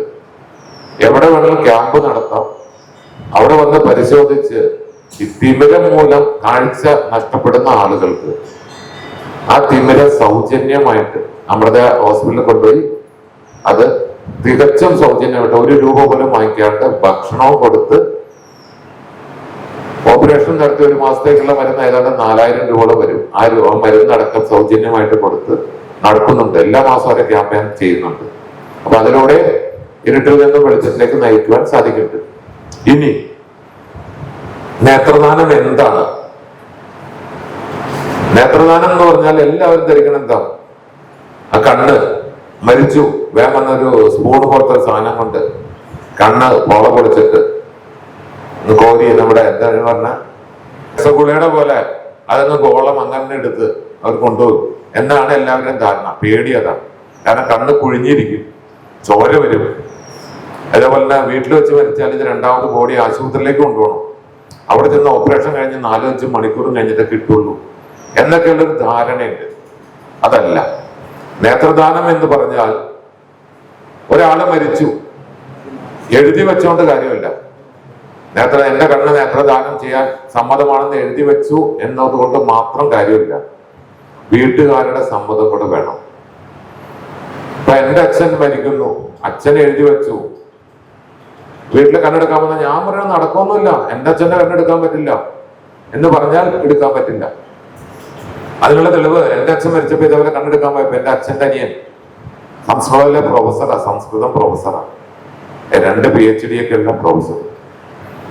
വട്ടം കയറി പിടിച്ചു, എന്റെ വല്യേട്ടന്റെ കണ്ണെടുക്കാൻ പറ്റില്ല, എന്റെ വല്യേട്ടന്റെ കണ്ണെടുക്കാൻ പറ്റില്ല. സംസ്കൃതം പഠിച്ചാലാ അവന്റെ മരിച്ച അവിടെ പോയി കഴിഞ്ഞാൽ വല്യേട്ടന് ബലിയിടാൻ നേരത്തെ കാണാൻ പറ്റില്ല എന്നുള്ളത്. ഡോക്ടർ വന്നാ തിരിച്ചു പോകാൻ പോയി. ഞാൻ പറഞ്ഞു പോവല്ലേ, വെയിറ്റ് ചെയ്യാൻ പോയി. ഞാൻ പറഞ്ഞു പക്ഷ എടുക്കണില്ല, വീട്ടിൽ പോവാം. ഇല്ല, ഞാൻ വല്യേട്ടന്റെ കൂടെ വരുള്ളൂ. ഞാൻ ഡോക്ടറോട് പറഞ്ഞു എല്ലാ വീട്ടിലേക്ക് പോരെ, വണ്ടി മാറ്റിയിട്ടിട്ട് അവിടെ കിടന്നോ, ഞാൻ കൊണ്ടുവരാം. നേരെ വീട്ടിൽ കൊണ്ടുപോയി കിടത്തി. അപ്പൊ കൊച്ചിന് സമാധാനമായി. കൊച്ച നമുക്ക് പോയി എല്ലാവരും അറിയിക്കാന്ന് കൊച്ചിനെ എന്നോട് മാറ്റി 25 മിനിറ്റ് കൊണ്ട് ഓർമ്മയെടുത്തു. അവര് പോയി. 2 ദിവസം കഴിഞ്ഞപ്പോ ബലിയിടാൻ വന്നപ്പോ കൊച്ചിനോടെ പറഞ്ഞു കൊച്ച ആ അച്ഛന്റെ കണ്ണും കൊണ്ട് 2 പേർക്ക് വെളിച്ചം കിട്ടിയിട്ടു. പുള്ളി പറഞ്ഞ് കെട്ടിപ്പിടിച്ച് കരഞ്ഞോടാ, ആ സമയത്ത് പറ്റില്ല, നീ ചെയ്തെങ്കിൽ നന്നായി. ആ സമയത്ത് ആർക്കും പറ്റില്ല. ഞാൻ പറഞ്ഞു ആർക്കും പറ്റണം. സ്വന്തം കുടുംബത്തിലുള്ള ആൾക്ക് സ്വന്തം ജ്യേഷ്ഠന്റെ മകനെ ഇരുട്ടത്ത് തപ്പി നടക്കുമ്പോൾ എറണാകുളം ജില്ലയിൽ 1.25 ലക്ഷം പേരെ തപ്പി നടക്കണവരെ തിരിച്ചാക്കാൻ സാധിക്കണം. ആ കുടുംബത്തിനെങ്കിലും സാധിക്കണം എന്ന് മനസ്സിലാക്കി കൊടുത്തു. എന്ന് പറഞ്ഞ പോലെയാണ് നമ്മളൊരു മരണം നടന്നാൽ 6 മണിക്കൂറിനകത്ത് അറിയിച്ചാൽ ആ വീട്ടിലേക്ക് ഡോക്ടർമാര് വരും. ഡോക്ടർമാര് വീട്ടിൽ വന്ന് വീട്ടിലുള്ളവരുടെ 2 പേർക്ക് ഒപ്പ് വാങ്ങിക്കും. ഒപ്പ് വാങ്ങിച്ചിട്ട് ഒരു 20-25 മിനിറ്റ് കൊണ്ട് നിലത്തൊക്കെ എടുത്തേക്കണമെങ്കിൽ മുട്ടുകുത്തി നിന്ന് ആ വിളക്ക് ഇത്തിരി മാറ്റി വെക്കും. മുട്ടുകുത്തി നിന്ന് 25 മിനിറ്റ് കൊണ്ട് ആ കൃഷ്ണമണിയുടെ അവിടെയുള്ള കൃഷ്ണമണിയുടെ അവിടെയുള്ള ഒരു ചെറിയ നേത്രപടലം, കോർണിയ. ഞാനതുകൊണ്ട് നേത്രദാനം എന്ന് പറയുമ്പോൾ ഞാൻ സമ്മതിക്കാറില്ല. നേത്രപടല ദാനം അഥവാ കോർണിയ ഡൊണേഷൻ. ആ ഭാഗം മാത്രമേ എടുക്കുള്ളൂ. നമുക്കറിയില്ല, നമ്മുടെ ഒരാള് പോലും മനസ്സിലാവില്ല എടുത്തു എന്ന്. അവിടെ പകരം വേറൊരു സാധനം വച്ച് ക്ലിപ്പ് ചെയ്ത് അറിയാത്ത രീതിയിലാവും. ആ രീതിയിൽ വന്നു കഴിഞ്ഞാൽ ഒരു കുഴപ്പമില്ല. പക്ഷെ അത് ലിക്വിഡിലേക്ക് ഇട്ട് കഴിഞ്ഞാൽ ആ ലിക്വിഡിന് വില കൂടുതലാണ്. 72 മണിക്കൂറിനകത്ത് ആ ലിക്വിഡിൽ നിന്ന് ഒരാളുടെ കണ്ണിലേക്ക് വെച്ച് കൊടുക്കണം. ആ 2 ലിക്വിഡായിട്ട് ലെഫ്റ്റ് കണ്ണ് ഒരു ലെഫ്റ്റ് എഴുതിയ കുപ്പിയിലും റൈറ്റ് കണ്ണ് റൈറ്റ് എന്ന് എഴുതിയ കുപ്പിയിൽ ഇട്ട് വെച്ച് അതാത് കണ്ണ് അതാത് സ്ഥലത്തെ കൊടുക്കാൻ പറ്റുള്ളൂ. അപ്പൊ അങ്ങനെ കൊണ്ടുപോയി അപ്പൊ തന്നെ ആ കോർണിയയുടെ കൗണ്ട് ചെക്ക് ചെയ്യും. കൗണ്ട് ചെക്ക് ചെയ്യാൻ ചിലരിപ്പോ എല്ലാരും പറഞ്ഞു എനിക്ക് 90 വയസ്സായി മോനെ, എന്റെ കണ്ണ് കിട്ടിയിട്ട് എന്ത് ചെയ്യാനാണ്? ഈ SRM റോട്ടില് 104 വയസ്സുള്ള ഒരു അമ്മ മരിച്ചിട്ട് ആ അമ്മയുടെ കണ്ണ് കൊണ്ട് കൊടുത്തത് 45-50 വയസ്സിനിടയ്ക്കുള്ള 2 പേർക്കാ കാഴ്ച കിട്ടിയത്. ആലോചിച്ച് നോക്കിയേ, 104 വയസ്സുള്ള ഒരു അമ്മയുടെ കണ്ണെടുത്തോന്ന് ഞങ്ങളെ മനസ്സിലാക്കുന്ന, അതായത് കോർണിയ നേത്രപടലം എടുത്തിട്ട് അതുകൊണ്ട് 45-50 വയസ്സിനിടയ്ക്കുള്ള 2 പേർക്ക് കൊടുക്കാൻ സാധിച്ചു. കാരണം കൗണ്ട് അത്രയുണ്ട്. അപ്പൊ ആ രീതിയിലാണ് അത്. ഏത് വയസ്സും ബാധകമല്ല. അപ്പൊ ആ രീതിയിൽ 25 മിനിറ്റ് കൊണ്ട് എടുത്ത് ഈ ലിക്വിഡിലിട്ട് കൊണ്ടുപോയി നമ്മുടെ ലിസ്റ്റ് ഉണ്ട് കേരളത്തിന്, എറണാകുളം ജില്ലക്ക്, തൃശ്ശൂർ ജില്ലക്ക്, കോട്ടയം ജില്ലക്കൊക്കെ ലിസ്റ്റ് ഉണ്ട്. റൗണ്ട്, അതായത് ഡയാമീറ്റർ അനുസരിച്ച് നമ്മൾ ബുക്ക് ചെയ്തേക്കണതിൽ ആർക്കാണ് ആ ഡയാമീറ്റർ ഇല്ലെന്ന് വെച്ചാൽ അയാളെ വിളിച്ചു വരുത്തി ആ ഓപ്പറേഷൻ നടത്തി കൊടുക്കുകയാണ്. അതിനകത്ത് ആ വീട്ടുകാരുടെ കാശില്ല എങ്കിൽ അമൃതാനന്ദമയ മഠത്തിന്റെ അമ്മയുടെ ഫണ്ട് ഒരു വർഷം എങ്ങാണ്ട് 100 പേർക്ക് എങ്ങാണ്ട് എടുത്തു തോന്നുന്നു. അത് നടന്നില്ലെങ്കിൽ റോട്ടറി ക്ലബ്ബ് അല്ലെങ്കിൽ ലയൺസ് ക്ലബ്ബ് അവരിതിന് ഫണ്ട് കൊടുക്കാന്ന് പറഞ്ഞാൽ. ഇപ്പൊ ലേറ്റസ്റ്റ് ഒരു കാര്യം കൂടെ വന്നു. നമ്മുടെ ഭജൻ ടീം ഉണ്ടല്ലോ, നന്ദഗോവിന്ദം അല്ലെ, നന്ദഗോവിന്ദം ഭജൻ ഇതേപോലെ അവരുടെ ആൻസൈറ്റിയെ ഞാൻ താല്പര്യപ്പെടുന്നു. കാരണം അവർ നല്ല പബ്ലിസിറ്റി വന്നിട്ടുണ്ട്. 12 മണിക്കൂറിനകത്തെന്നാ പറഞ്ഞ വിനോദ് നന്ദൻ ആദ്യം കണ്ടത് അപ്പൊ തന്നെ എനിക്ക് ഇട്ടു തന്നു. അതായത് തെറ്റാണെന്ന് ഞാൻ അവരെ വിളിച്ച് പറഞ്ഞ് മനസ്സിലാക്കിക്കുന്നു. കാരണം 6 മണിക്കൂറിനകത്ത് മാക്സിമം 8 മണിക്കൂറിനകത്ത് എടുക്കാൻ പറ്റണം. 8 മണിക്കൂർ എന്ന് പറഞ്ഞാൽ പിന്നെ 10 ആവും. അതുകൊണ്ടാണ് 6 മണിക്കൂർ എന്ന് പറഞ്ഞിട്ട് എടുപ്പിക്കുന്നത്. അപ്പൊ അവരും ഇപ്പൊ അമൃതയിൽ വന്നിട്ട് പറയാ, നിങ്ങൾ ഇങ്ങനെ ചെയ്യണ്ടല്ലോ, ഞങ്ങൾ നോക്കിയിട്ട് കിട്ടണില്ല, നിങ്ങൾ ചെയ്യണതിന്റെ ആർക്കെങ്കിലും കാശില്ലെങ്കിൽ ആ കാശ് ഞങ്ങൾ കൊടുക്കണം. അങ്ങനെയുണ്ട്. ഒരാള് മരിച്ചിട്ട് നമുക്ക് കോർണിയാടെ ചോദിച്ചിട്ട് അവരുടെ ഭാര്യയും മക്കളും തന്നില്ല. കുറച്ചാൾ കഴിഞ്ഞിട്ട് അവര് വന്നിട്ട് കരഞ്ഞോണ്ട് പറയാം, മക്കളെ അത് എങ്ങനെയെങ്കിലും ഈ 10,000 രൂപ വാങ്ങിക്കണം, എന്റെ ചേട്ടൻ കിടത്തി ഉറക്കണില്ല, രാത്രി മുഴുവൻ സ്വപ്നം കാണിക്കുമോ, എന്റെ അനിയന്റെ കണ്ണ് കൊടുക്കാത്തെന്നും ചേട്ടൻ സ്വപ്നം കാണിക്കുമോ. ഞാൻ പറഞ്ഞ ഈ 10,000 അല്ല 10 ലക്ഷം രൂപ വന്നാലും ആ 2 കോർണിയയുടെ അത്രയും വില വരില്ല ഈ 10 ലക്ഷം രൂപ. കാരണം 2 കുടുംബത്തിൽ വെളിച്ചം കിട്ടുക. അപ്പൊ പറഞ്ഞു വന്നത്, അങ്കമാലിക്ക് അടുത്തൊരു പയ്യൻ, അതുപോലെ പറഞ്ഞാൽ മനസ്സിലാവും നിങ്ങൾക്ക്, 4 വയസ്സ് കഷ്ടി. ആ പയ്യൻ മരിച്ചു. ഒരു അച്ഛനും അമ്മയ്ക്ക് ഒരേ ഒരു മകൻ മരിച്ചപ്പോ ഞാൻ അറിഞ്ഞപ്പോ അവിടെയുള്ളവർക്ക് ചോദിക്കാൻ പേടി. അപ്പൊ എന്നെ കൊണ്ടുപോയി, നേരെ ഒരാൾ എന്നെ കൊണ്ടുപോയി ആശുപത്രി കൊണ്ടുചെന്നു. അല്ല സോറി, ആ വീട്ടിൽ ചെന്നു. ആ വീട്ടില് 35 വയസ്സൊന്നുണ്ട് പയ്യന്, മരിച്ച ആളുടെ അച്ഛന്. അവിടെ പോയിരുന്നു. കുറച്ച് കഴിഞ്ഞപ്പോൾ അങ്ങേര് തന്നെ എന്നോട് ചോദിച്ചു, എന്താ വന്ന, എവിടുന്നാ വന്ന, കണ്ണ് കാണില്ലേ? കാഴ്ചയില്ലാത്ത ആളാണ്, ഞാൻ വന്ന തൃപ്പൂണിത്തുറയിൽ നിന്നാണ്, എന്തേ വന്നേന്ന് ചോദിച്ചു. ഞാൻ പറഞ്ഞു, ഈ കുട്ടി മരിച്ചു എന്നറിഞ്ഞു. അപ്പോ ഈ കുട്ടിക്ക് ഇനി ഏതെങ്കിലും രീതിയിൽ ജീവിപ്പിക്കാമെങ്കിൽ 10 ലക്ഷം രൂപ വരെ മുടക്കാൻ ഞങ്ങൾ തയ്യാറാണ്. പിന്നെ മരണം എന്നൊരു സംഭവം നടന്നുപോയി. ഇനി ഒരു മാർഗമുള്ളൂ, ദയവ് ചെയ്ത് നിങ്ങൾ ഈ കുട്ടിയുടെ കോർണിയ ദാനം ചെയ്താൽ 2 കുടുംബത്തിന് വെളിച്ചം കിട്ടും. ഞാൻ 2 കൈയും നീട്ടി അദ്ദേഹത്തിന് മുമ്പിൽ ഭിക്ഷയാചിച്ചു, തരാമോ എന്ന് ചോദിച്ചു. അദ്ദേഹം കുറച്ചേരം മിണ്ടാണ്ടിരുന്നു. എന്നെ റേറ്റിൽ വിളിച്ച് അകത്ത് കൊണ്ടുപോയി അദ്ദേഹത്തിന്റെ ഭാര്യയുടെ കൂട്ടി. ഭാര്യയോട് ചോദിച്ചു, ഈ ചേട്ടനെ എത്ര കൊണ്ടുവന്ന് വരുവാണ്, നമ്മുടെ മകന്റെ നേത്രദാനം പറ്റുമോ? ഞാൻ അപ്പോ പറഞ്ഞു, നേത്രദാനം അല്ല ചേച്ചി, ഇത് കോർണിയ എന്ന് പറഞ്ഞ കൃഷ്ണമണികളും ചെറിയൊരു ഭാഗം എടുക്കുള്ളൂ. 2 പേരും 3-4 മിനിറ്റ് കഴിഞ്ഞപ്പോ ഒരു മിണ്ടല്ല, ആരും നിശബ്ദം. വേറെ എവിടെയെങ്കിലും തല്ല് കിട്ടിയാലും എനിക്ക് തല്ല് കിട്ടിയാലും ശരി, ഞാൻ പോകും. അവര് 2 പേരോടെ കരഞ്ഞുകൊണ്ട് വന്നു എടുത്തോളാൻ പറഞ്ഞു. നമ്മൾ അപ്പൊ തന്നെ വിളിച്ചു വന്നു, അമൃതേന്ദ്ര വന്നു, സാധനം എടുത്തു, കൊണ്ടുപോയി. 1 വർഷം കഴിഞ്ഞപ്പോ ഇപ്പൊ വരുന്നുണ്ട് ആഗസ്റ്റ് 25 മുതൽ സെപ്റ്റംബർ 8 വരെ നേത്രദാന പക്ഷാചരണം, വേൾഡ് ഐ ഡൊണേഷൻ ഫോർട്ട്നൈറ്റ്. ആ പരിപാടിയില് അമൃത ഹോസ്പിറ്റലിലെ നേത്രദാനം ചെയ്ത ആളുകളുടെ കുടുംബാംഗങ്ങളെ വിളിച്ച് ചില സമയത്ത് ആദരിക്കും. അതുപോലെ തന്നെ ഇതിനുവേണ്ടി പ്രവർത്തിക്കുന്ന ആളുകളെ വിളിച്ച് അവരെ ഒന്ന് ആദരിക്കും. സോറി. അപ്പൊ ആ ആദരിക്കുന്ന വേളയില് ഡോക്ടർ ഈ മരിച്ച കുട്ടിയുടെ അച്ഛനും അമ്മ വന്നിട്ടുണ്ടായിരുന്നു. അവർക്കൊരു കൊച്ചിന്റെ പടം വെച്ചിട്ടൊരു മൊമെന്റോ കൊടുത്തു. സങ്കടപ്പെട്ട് കരഞ്ഞോണ്ടൊക്കെ പോയി അവിടെ ഇരുന്നു. വേറെ കുറെ പേരെ കാത്തിരിച്ച് ഇടയ്ക്ക് പറഞ്ഞു, കഴിഞ്ഞ വർഷം നമുക്ക് ഒരു കുട്ടി മരിച്ച കുട്ടിയുടെ പറയാൻ പറ്റില്ല തൊണ്ടേന്, ആ കുട്ടിയുടെ കണ്ണ് കെട്ടി കാഴ്ച കെട്ടിയ ഒരു പയ്യൻ ആ സ്റ്റേജിലൊരു 4-5 വയസ്സുള്ള പയ്യൻ സ്റ്റേജിൽ കയറി ഇങ്ങനെ കൈപൊക്കി കാണിക്കുക, ആയിന്നൊക്കെ പറഞ്ഞു ഓടി നടക്കുക. ഈ കുട്ടി അതാണെന്ന് പറയുക. ഇത് പറഞ്ഞു കേട്ടിട്ട് ഈ മരിച്ച കുട്ടിയുടെ അച്ഛനും അമ്മയും ഓടി വന്ന് ഈ കൊച്ചിനെ കെട്ടിപ്പിടിച്ച് കണ്ണിൽ ഉമ്മ വെച്ച് കണ്ടു കഴിഞ്ഞാൽ എന്താ ലോകത്തിൽ ഇത്തിരി മനസ്സിനകത്ത് ഒരു ഇത്തിരി ആർദ്രത എന്ന് പറയും. കരിങ്കല്ലുള്ളവർക്ക് പറ്റില്ല. ആർദ്രത എന്ന് പറഞ്ഞാൽ മനസ്സിനകത്ത് ഒരു ഇത്തിരി ഉള്ളവർക്ക് നേത്രദാനം എന്താണെന്നും എന്തിനാണ് കൊടുക്കുന്നതെന്നും അറിയാൻ ആ ഒരു ഒറ്റ കാഴ്ചയിൽ മനസ്സിലാവും നമുക്ക്. കാരണം ആ കുട്ടിയുടെ ലൈഫ് ആലോചിച്ച് നോക്കി, ഇരുട്ടത്ത് തപ്പി ബ്രെയിലും പഠിച്ച് നടക്കേണ്ട ഒരു പയ്യനെ വെളിച്ചം കെട്ടി പുസ്തകം തുറന്നു നോക്കി വായിക്കാൻ പറ്റുന്ന ഒരു അവസ്ഥയിൽ എത്തിക്കാൻ സാധിച്ചാൽ വിനോദ് പറഞ്ഞ പോലെ ഒരു ബലിയിടണ്ട. അമ്മമാരെ പൊന്നുപോലെ നോക്കി ഇനി എനിക്ക് ബലിയിടണ്ടാന്ന് അതിലും വലുതാണ്. അവരുടെ ഇംഗിതനുസരിച്ച് ആ ഓർമ്മയെ ദാനം ചെയ്താൽ കിട്ടുന്ന സുഖം. ആ ദാനത്തിലൂടെ എറണാകുളം ജില്ലയിലെ 1.25 ലക്ഷം പേരെ നമുക്ക് വെളിച്ചത്തിലേക്ക് നയിച്ചാൽ ഒരാൾക്കും ഒന്നും ചെയ്യണ്ട. ഇത് തന്നെയാണ് ഏറ്റവും വലിയ കർമ്മം. നമുക്ക് കർമ്മം ചെയ്യണമെങ്കിൽ നേത്രദാനത്തിലൂടെ അത് ചെയ്ത് അവർക്കൊരു വെളിച്ചം കിട്ടിയാൽ നിസ്തുലമായ സേവനം. നിങ്ങളൊരു 1000 രൂപ ഒരാൾക്ക് കൊടുത്താൽ അന്നേരം സന്തോഷം, തൊഴു നമസ്കരിച്ചിട്ടൊക്കെ പോകും. അടുത്ത മാസം ആവുമ്പോഴത്തേക്കോ അമ്പേ ചേച്ചി പറഞ്ഞു എല്ലാം തരുവാവോ, അടുത്ത വന്നിട്ട് തന്നില്ല ആ മോനെ എന്നൊക്കെ പറഞ്ഞു വിളിച്ചോ. പിന്നെ ദാരിദ്ര്യവാസി കഴിഞ്ഞ മാസം എന്തോ 100 രൂപ കണ്ട് തന്നു എന്ന് പറയുകയല്ലാണ്ട് മനസ്സിനെ സന്തോഷിപ്പിക്കാൻ സാധിക്കില്ല. ആ സമയത്ത് ഈ നേത്രദാനം നടത്തി കഴിഞ്ഞാൽ ആ ലൈഫുള്ളിടത്തോളം കാലം ആ കുടുംബം അവരുടെ മനസ്സ് അറിയാണ്ട്, ആത്മാവ് മനസ്സെന്നൊക്കെ പറഞ്ഞ സംഭവം അറിയാണ്ട് നമ്മളെ അനുഗ്രഹിക്കും. ആ അനുഗ്രഹത്തിലൂടെ നമുക്ക് സുഖമായിട്ട് മുന്നോട്ട് പോകാം. ഇനി എങ്ങനെയാണ് നേത്രദാനം?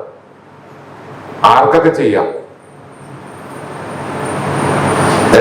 6 മാസം മുതൽ എത്ര വയസ്സ് വരെ ഉള്ളവർക്കും നേത്രദാനം ചെയ്യാൻ സാധിക്കും. എത്ര വയസ്സുള്ളവർക്കും ചെയ്യാൻ സാധിക്കും.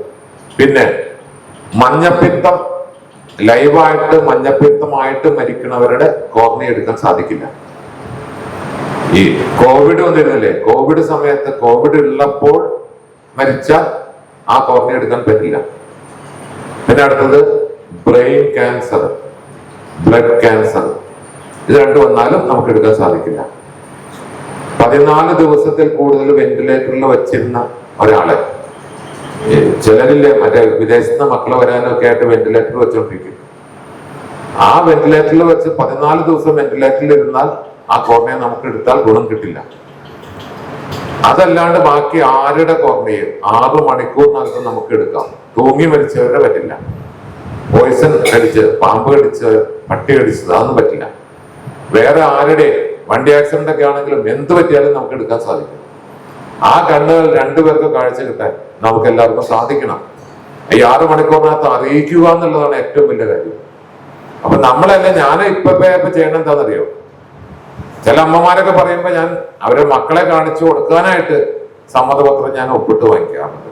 കാരണം മക്കളെ സംബന്ധിച്ചില്ല ഒന്ന് മനസ്സിലാക്കി കൊടുക്കും.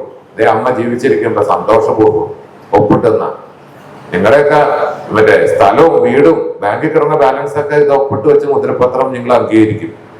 പക്ഷെ അമ്മ കടലാസിലൊരു എന്റെ കണ്ണ് ദാനം ചെയ്യണം എന്ന് എഴുതി കൊടുത്തത് അത് ഞങ്ങൾക്ക് സമ്മതിക്കാൻ ബുദ്ധിമുട്ടാണ് എന്ന് പറയുമ്പോൾ ചിലത് തരാറുണ്ട്, ചിലത് തരില്ല. ഇതുപോലെ ദേവൻ രാമചന്ദ്രൻ സാർ ഒരിക്കൽ എന്നോട് പറഞ്ഞ ഒരു മീറ്റിംഗിൽ ഒരുമിച്ചിരിക്കും. വിനോദം ഉണ്ടായിരുന്നു ആ മീറ്റിംഗിൽ. ഞാൻ മിസ്ലേനിയസിലിരിക്കുമ്പോൾ ഒരു ലെറ്റർ എനിക്ക് തരാം കുമാറായി, ഞാനിത് ഈ മുദ്ര പേപ്പർ രജിസ്റ്റർ ചെയ്യണ പോലെ അതേ രജിസ്ട്രേഷന്റെ വാലിഡിറ്റി ആക്കി തരാമെന്നു. ഞാൻ വേണ്ടാന്ന്. കാരണം എന്താണെന്നറിയോ? അങ്ങനെ സമ്മതിച്ചു. ആ വീട്ടില് ഈ മരിച്ചവരുടെ ഭർത്താവ് അല്ലെങ്കിൽ ഭാര്യ അല്ലെ ചേട്ടൻ ചേച്ചി ആരെങ്കിലും വന്ന് എതിർത്ത് കഴിഞ്ഞാൽ എനിക്ക് പോലീസ് സ്റ്റേഷനിൽ പോയിട്ട് തോക്കും വാങ്ങിച്ചോണ്ട് പോലീസുകാരെ കൊണ്ടൊന്ന് തോക്ക് പിടിച്ച് വാങ്ങിക്കാൻ പറ്റുമോ? അങ്ങനെ എടുക്കേണ്ടതാണോ കോർണിയ? അതുകൊണ്ടാണ് ആദ്യം പറഞ്ഞ നേത്രദാനം ദാനമായിട്ട് കിട്ടണം. അറിഞ്ഞ് സന്തോഷിച്ച് ദാനമായിട്ട് കിട്ടിയാൽ മാത്രമേ അതുകൊണ്ട് ഗുണം കിട്ടുള്ളൂ. ആ വെളിച്ചം കിട്ടുന്നവനും ഒരു അനുഗ്രഹമായിട്ട് കിട്ടുള്ളൂ. അപ്പൊ ദാനമായിട്ട് തന്നെ മനസ്സറിഞ്ഞ് ദാനമായിട്ട് കിട്ടിയാൽ ഈ 6 മണിക്കൂറിനകത്ത് കിട്ടിയാൽ അത് 72 മണിക്കൂറിനകത്ത്. പിന്നെ എൻ്റെ ചെറിയ ചില കണ്ണുകൾ നല്ല ആക്റ്റീവ് ആയിരിക്കും. അത് ചിലപ്പോൾ 15 വയസ്സ് 10 വയസ്സുള്ളവർക്കായിരിക്കും. അപ്പൊ ചിലപ്പോൾ എറണാകുളം ജില്ലയിൽ നോക്കുമ്പോ അയാള് സ്ഥലത്ത് ഉണ്ടാവില്ല. അപ്പൊ പിന്നെ അടുത്ത തൃശ്ശൂരിൽ നിന്നോ അല്ലെങ്കിൽ ആലപ്പുഴയിൽ നിന്നോ കോട്ടയത്ത് നിന്നുള്ളവർക്ക് കൊടുത്ത് അവരെ വിളിച്ചു വരുത്തണം, അല്ലെങ്കിൽ അങ്ങോട്ട് എത്തിക്കണം. അപ്പൊ സമയമെടുക്കും. അപ്പൊ അത് പിന്നെ 72 എന്നുള്ള മാറ്റി 240 മണിക്കൂർ, അതായത് 10 ദിവസം വരെ സൂക്ഷിച്ചു വെക്കാവുന്ന ലിക്വിഡ് ഉണ്ട്, വില കൂടുതല. ആ ലിക്വിഡിലേക്ക് മാറ്റണം. രണ്ടും കൂടെ ഒരു കുപ്പിയിൽ ഇടാൻ പറ്റില്ല, രണ്ട് സെപ്പറേറ്റ് കുപ്പിയിലാവുമ്പോ വില എന്തോരം പോകും. അങ്ങനെ മാറ്റിയിട്ട് ഈ കുട്ടി വരുന്നവരെ കാത്തു നിന്നിട്ട് അങ്ങനെ കൊടുക്കേണ്ട അവസ്ഥയും വരാറുണ്ട്. അപ്പൊ ആ 6 മണിക്കൂറിനകത്ത് എടുക്കണം എന്നുള്ളതാണ് മെയിൻ. പിന്നെ അറിയിക്കണം എന്നുള്ളത് രണ്ടാമത്തെ നിർബന്ധമാണ്. പിന്നെ ഇനിയുണ്ട് ഈ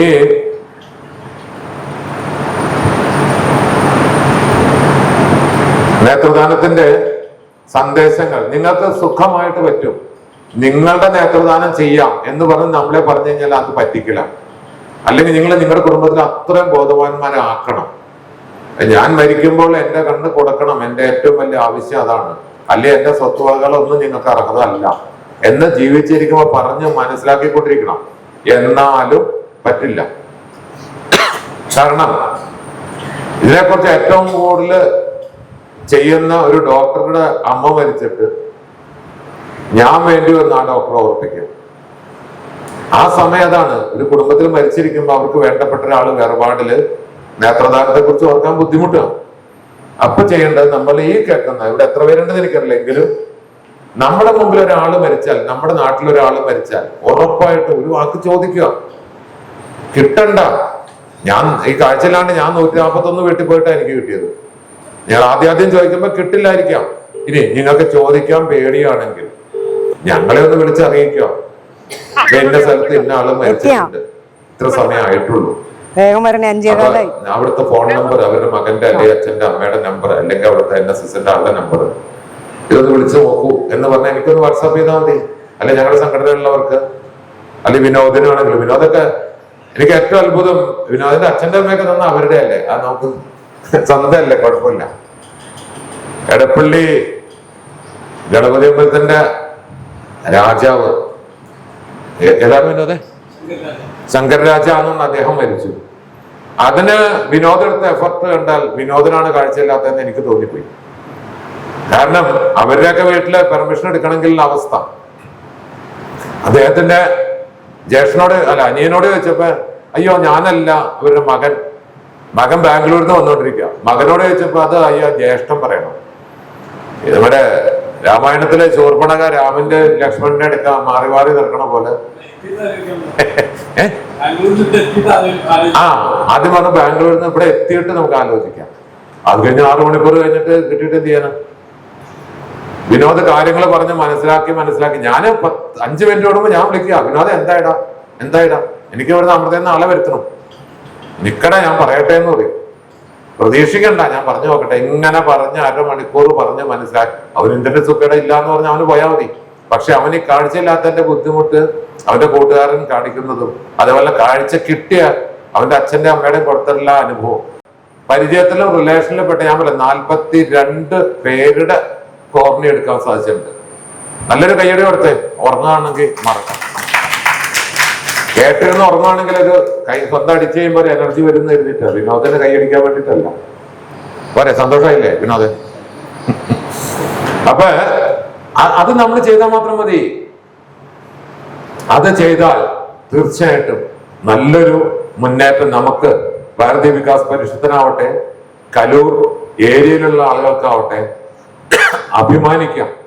ഞാൻ വഴി, ഞങ്ങൾ വഴി എറണാകുളം ജില്ലയുടെ നേത്ര ദാനം പൂർണ്ണമാക്കി. കാരണം ഓരോ വർഷം 20% കൂടിക്കൊണ്ടിരിക്കുകയാണ്. ഷുഗറായിട്ടും അല്ലാണ്ടായിട്ടും കമ്പി കൊണ്ടും. ഒന്ന് ആലോചിച്ച്, എനിക്ക് ഒരിക്കൽ കലി കയറിയതാ. ഒരു കൊച്ച്, എൻ്റെ അച്ഛൻ ഒരു കൊക്കിനെ പാടത്തുനിന്ന് കെണി വെച്ച് പിടിച്ച് കാലിൽ കെട്ടി ഒരു നീട്ടത്തിൽ ചരടി കെട്ടിയിട്ട് കൊച്ചിനെ കളിക്കാനിട്ട് കൊടുത്തു. UKG പഠിക്കുന്ന കൊച്ച്. ആ കൊച്ചു മീനാന്ന് എഴുതി കൊക്ക് കണ്ണ് കൊത്തിയിട്ടു. ആലോചിച്ചത്. അതിനും കൃഷ്ണമണി വേണം. ഭാഗ്യത്തിന് കൃഷ്ണമണി മാത്രമേ കേടായുള്ളൂ, കൊറോണയെ മാത്രമേ കേടായുള്ളൂ. അപ്പൊ നമ്മളായിട്ട് വരുത്തി വെക്കുന്നുണ്ട്. കാഴ്ച നഷ്ടപ്പെടുന്ന നമ്മളായിട്ട് തന്നെ വരുത്തുന്നുണ്ട്. ഈ അച്ഛൻ എന്തിന്റെ കൊച്ചിനെ കൊക്കിനെ പിടിച്ചു കൊടുക്കണം, വേറെ ഒന്നിനും കിട്ടിയില്ലേ.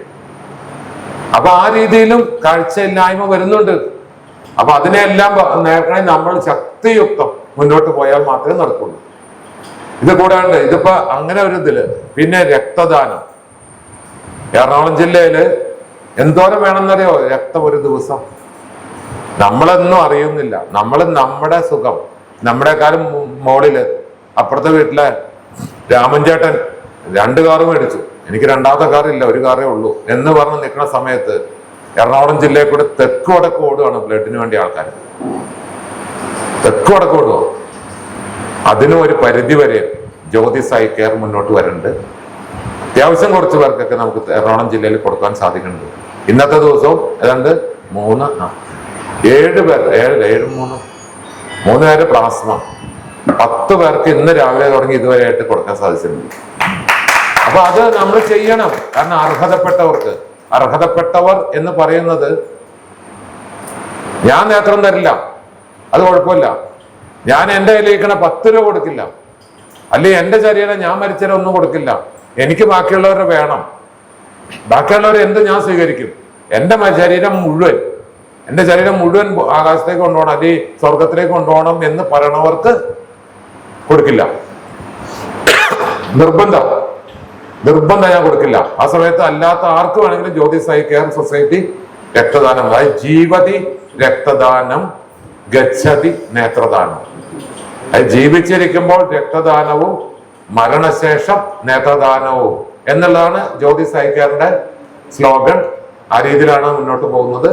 കൂടാതെ നിങ്ങൾക്കറിയോ എത്ര പേര് മാനസികമായിട്ടും ശാരീരികമായിട്ടും അവശത അനുഭവിക്കുന്ന, ഈ സമൂഹത്തിൽ നിന്ന് മാറ്റി നിർത്തപ്പെടുന്ന ഒരുപാട് പേരുണ്ട്.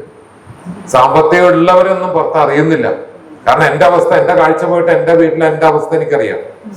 കാഴ്ചപ്പാട്ട് ഞാൻ വീട്ടിലിരിക്കുമ്പോ സ്വന്തം അച്ഛന്റെ അനിയന്റെ മകളുടെ കല്യാണത്തിന് അച്ഛനോട് പറയാണ്, വല്യേട്ട മകളുടെ കല്യാണമാണ്, മലപ്പുറത്ത് നിന്നാണ്, ഇങ്ങോട്ട് വരും. അപ്പൊ ഞങ്ങൾ കാഞ്ഞിരപ്പള്ളിയിൽ നിന്ന് ഇങ്ങോട്ട് വരും. അവിടെ വല്യേട്ടൻ വേണം ഇതെല്ലാം നടത്താൻ, തറവാട്ടിലാണ്. അപ്പൊ എന്റെ വീടിനോട് ചേർന്ന വീടാ. എല്ലാവരും വന്ന് വല്യേട്ടൻ മുമ്പിൽ നിന്നെല്ലാം ചെയ്തു തന്നെ.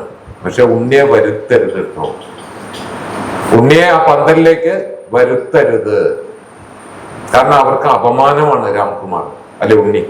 കാരണം കണ്ണുപൊട്ടനല്ലേ, കുടുംബത്തിലൊരു കണ്ണുപൊട്ടനുണ്ടെന്ന് അറിഞ്ഞാൽ അവർക്കൊക്കെ നാണക്കേടാണ്. ആ അവസ്ഥ എനിക്കറിയാം. അത് കഴിഞ്ഞ് എനിക്ക് കൊച്ചൻ റിഫാന്റെ ജോലി കിട്ടി, ഞാൻ വിവാഹം കഴിച്ചു. അതേ കൊച്ചൻ അച്ഛൻ മരണശേഷം 2ാമത്തെ മോളുടെ കല്യാണം വിളിക്കാൻ വീട്ടിൽ വന്നേക്കാണ്. ഇതാ നീ നേരത്തെ വരണം. അപ്പൊ ഞാൻ ഈ അച്ഛൻ എന്നോട് പറയാണ്ടിരിക്കാൻ അന്ന് കൊച്ചൻ വന്ന് പോയപ്പോ വൈകുന്നേരം ആകുമ്പോ അച്ഛന്റെ അടുക്ക ചെന്ന് കിടക്കും. അച്ഛൻ സംസ്കൃത ശ്ലോകമൊക്കെ ചൊല്ലിത്തരും, അതിന്റെ അർത്ഥമൊക്കെ പറയണം, അന്യൊക്കെ പറയണം. അപ്പൊ അതിലങ്ങനെ നിൽക്കുമ്പോ അച്ഛൻ പറഞ്ഞടാ അപ്പു വന്നിട്ടുണ്ടായിരുന്നു, നമ്മൾ കൊച്ചൻ വന്നിരുന്നു, അറിഞ്ഞിരുന്നു ഗതയുടെ കല്യാണം അല്ലേ, എനിക്ക് വരാൻ പറ്റില്ല അച്ഛാ, എനിക്ക് അന്ന് തിരുവനന്തപുരത്ത് അത്യാവശ്യമായിട്ട് പോകേണ്ട ആവശ്യമുണ്ട്. കാരണം ആ പിതാവിന്റെ മനസ്സിൽ നിന്നും അല്ലെങ്കിൽ ശരീരത്തിൽ നിന്നും മോനെ നീ വരണ്ട, ആ പറമ്പിലേക്ക് നീ വരണ്ട എന്ന് പറയിക്കാണ്ട് അങ്ങോട്ട് എനിക്കിത് പറയാനുള്ള ഒരു അവസരം ഭഗവാൻ എനിക്ക് തന്നു. മനസ്സ് പൊടിയില്ലേ, ചങ്ക് പൊടിയില്ലേ, സ്വന്തം മകന് വരണ്ട, ബാക്കിയുള്ളവര് ആർഭാടമായിട്ട് ആ വീട്ടിൽ കല്യാണത്തിന് പങ്കെടുക്കാം. അന്ന് ഞാൻ തിരുവനന്തപുരത്തെ അച്ഛന് 200 രൂപ എനിക്ക് തന്നു, സന്തോഷം കൊണ്ട്. കാരണം നീ പൊക്കോടാ, കാശില്ലല്ലോ എന്ന് പറഞ്ഞ് ഞാൻ ട്രെയിനിൽ കയറി തിരുവനന്തപുരത്ത് പോയി, അവിടെ ഒരു വീട്ടിൽ പോയി കറങ്ങിത്തിരിഞ്ഞ് പിറ്റേ ദിവസം വന്നു. വീട്ടിൽ വന്നപ്പോ അമ്മ പായസം എടുത്ത് തരാം. അച്ഛൻ പറഞ്ഞു അവന് കൊടുക്കണ്ടെന്ന്. ഞാൻ പറഞ്ഞു എനിക്ക് വേണ്ടാന്ന് പറഞ്ഞു. അതെന്താ നീ കഴിച്ചാൽ, നീ ഇല്ലായിരുന്നല്ലോ. അപ്പൊ അച്ഛൻ കരഞ്ഞോണ്ട് പറഞ്ഞു അവനോട് വരണ്ടെന്നാ പറഞ്ഞത്. പക്ഷെ ദൈവമായിട്ട് അവന് തിരുവനന്തപുരത്ത് പരിപാടി ഉണ്ടാക്കി അവിടെ പോയി.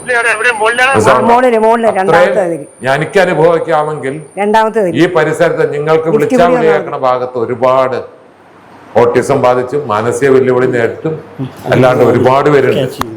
അങ്ങനെയുള്ളവരെ ഞങ്ങൾ കണ്ടെത്തി എല്ലാ മാസവും 25 കിറ്റുകൾ, അതായത് അവർക്ക് കൂലിപ്പണിക്ക് പോകാൻ പറ്റാനുള്ള മകള് ഇവിടെ പ്രായമുള്ള കൊച്ച് അതിനെ വീട്ടിലെത്തിക്കിട്ടിട്ട് പോകാൻ പറ്റില്ല. കൂലിപ്പണിക്ക് പോണവരാ, അത്രയും ദരിദ്ര. വീട്ടില് കഴിഞ്ഞ തവണ ഞങ്ങൾ എന്നപ്പോ നീല ടർപ്പായിട്ട് കെട്ടുക മുകളില്.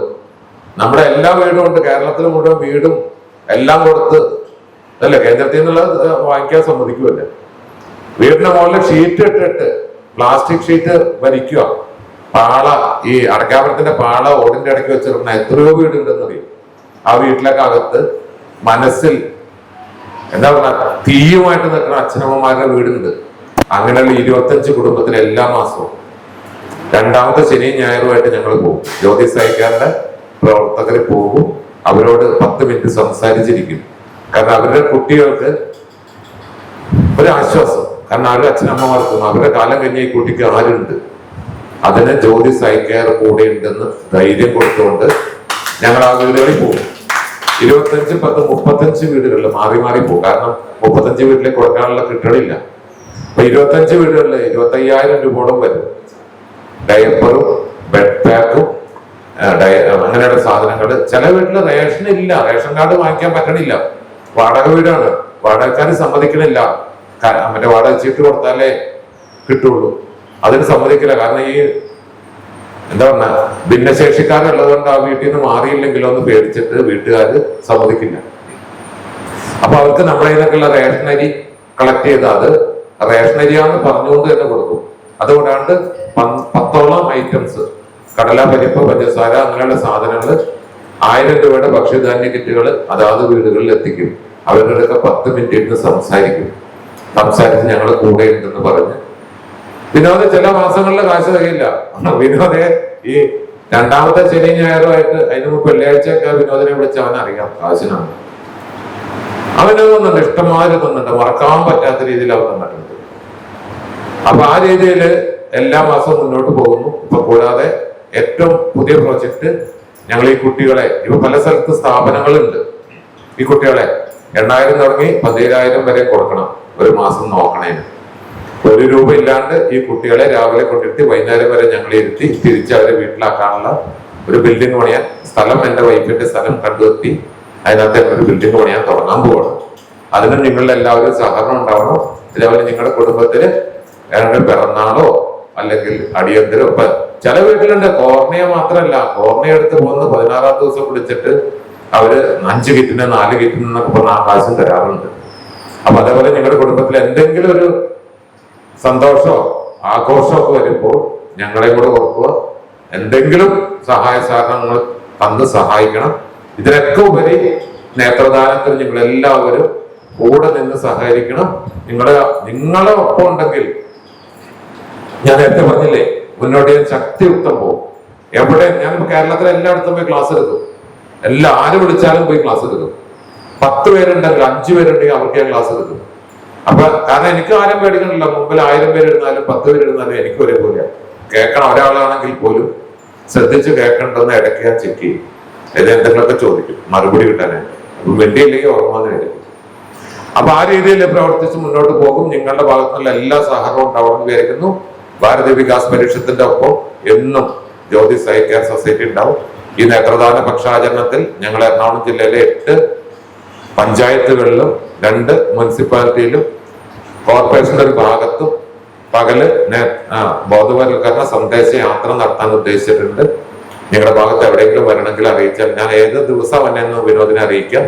ആ ഭാഗത്ത് 10 പേരെങ്കിലും കൂട്ടിയൊരു സദസ്സ് തന്നാൽ ഞങ്ങൾ മൈക്കും എല്ലാം ആയിട്ടായിരിക്കും ഞങ്ങൾ വന്ന് റോഡിൽ തന്നെ നിന്ന് ഇതിനെക്കുറിച്ച് ഒരു ചെറിയ ലഘുരേഖ നിങ്ങൾക്ക് തരാം. നിങ്ങൾ ഞങ്ങളോടൊപ്പം സഹകരിക്കണമെന്ന് മാത്രം അഭ്യർത്ഥിച്ചുകൊണ്ട് എന്നെ കേട്ട നിങ്ങൾക്ക് എല്ലാവർക്കും ദൈവത്തിന്റെ എല്ലാ അനുഗ്രഹങ്ങളും ഉണ്ടാവട്ടെ. ഒറ്റ ശ്ലോകം കൂടെ ചൊല്ലി നിർത്താം. കർണസ്ത്വജം ശിബിർമാംസം ജീവം ജീമൂതവാഹന ദദൗ ദധീചിരസ്തീനി കിമതേയം മഹാത്മന. കർണൻ സ്വന്തം ത്വക്ക് കവചകുണ്ടലങ്ങളെ കീറിക്കൊടുത്തത് ദാനമായിട്ട്, ദാനശീലനായ കർണൻ. ശിബി ചക്രവർത്തി സ്വന്തം ശരീരം മാംസം ഒരു പ്രാവിന്റെ തൂക്കത്തിന് വേണ്ടിയിട്ട് കൊടുത്ത ശിബി ചക്രവർത്തി. ജീവം ജീമൂതവാഹനൻ സ്വന്തം അമ്മയെ വല്യമ്മയെ രക്ഷിക്കാനായിട്ട് സ്വന്തം ശരീരം കഴുകന്മാർക്ക് ഭക്ഷണമായി കൊടുത്ത ജീമൂതവാഹനൻ. ദദൗ ദധീചിരസ്തീനി. ദധീചി മഹർഷി സ്വന്തം അസ്ഥികളാണ് വജ്രായുധം ഉണ്ടാക്കാൻ വൃത്രാസുരനെ കൊണ്ടുവരാൻ കൊല്ലാൻ ദാനമായിട്ട് കൊടുക്കുക. അത്രയും ദാനശീലരുള്ള ഈ ഭൂമിയിൽ നമുക്കും അതിന്റെ അടുത്തെത്തിക്കൂടെ? നേരത്തെ പറഞ്ഞ യേശുദേവനെ എത്ര പേർക്ക് നേത്രം ദാനം ചെയ്തു?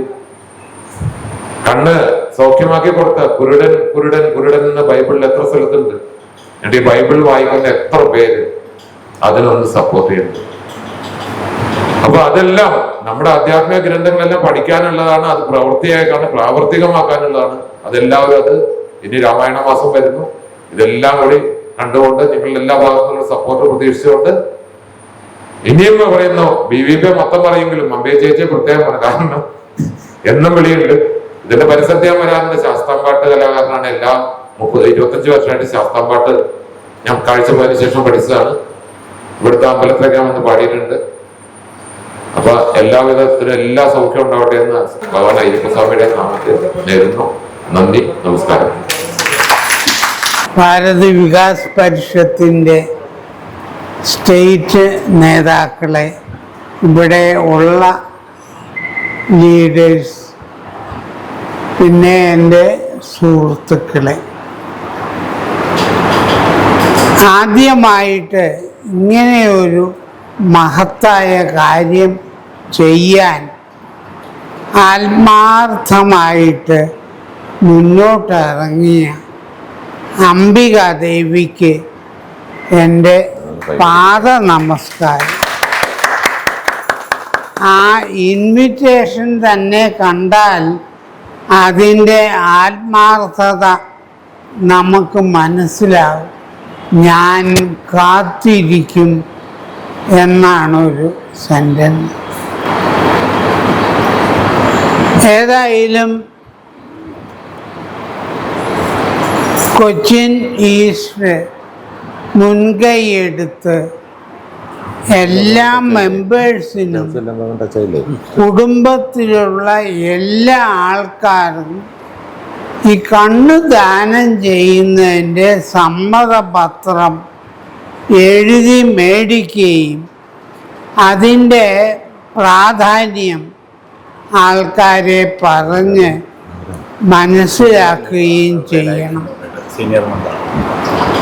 പ്രാന്തിൻ്റെ പ്രസിഡന്റിനോട് എനിക്ക് പറയാനുള്ളത്, കേരളത്തിൽ മുഴുവൻ നമ്മുടെ എല്ലാ ബ്രാഞ്ചുകളിലുള്ള ആൾക്കാരുടെ അടുത്തും ഈ സന്ദേശം എത്തിക്കണം. എന്നിട്ടത് പ്രാബല്യത്തിലാക്കുകയും വേണം.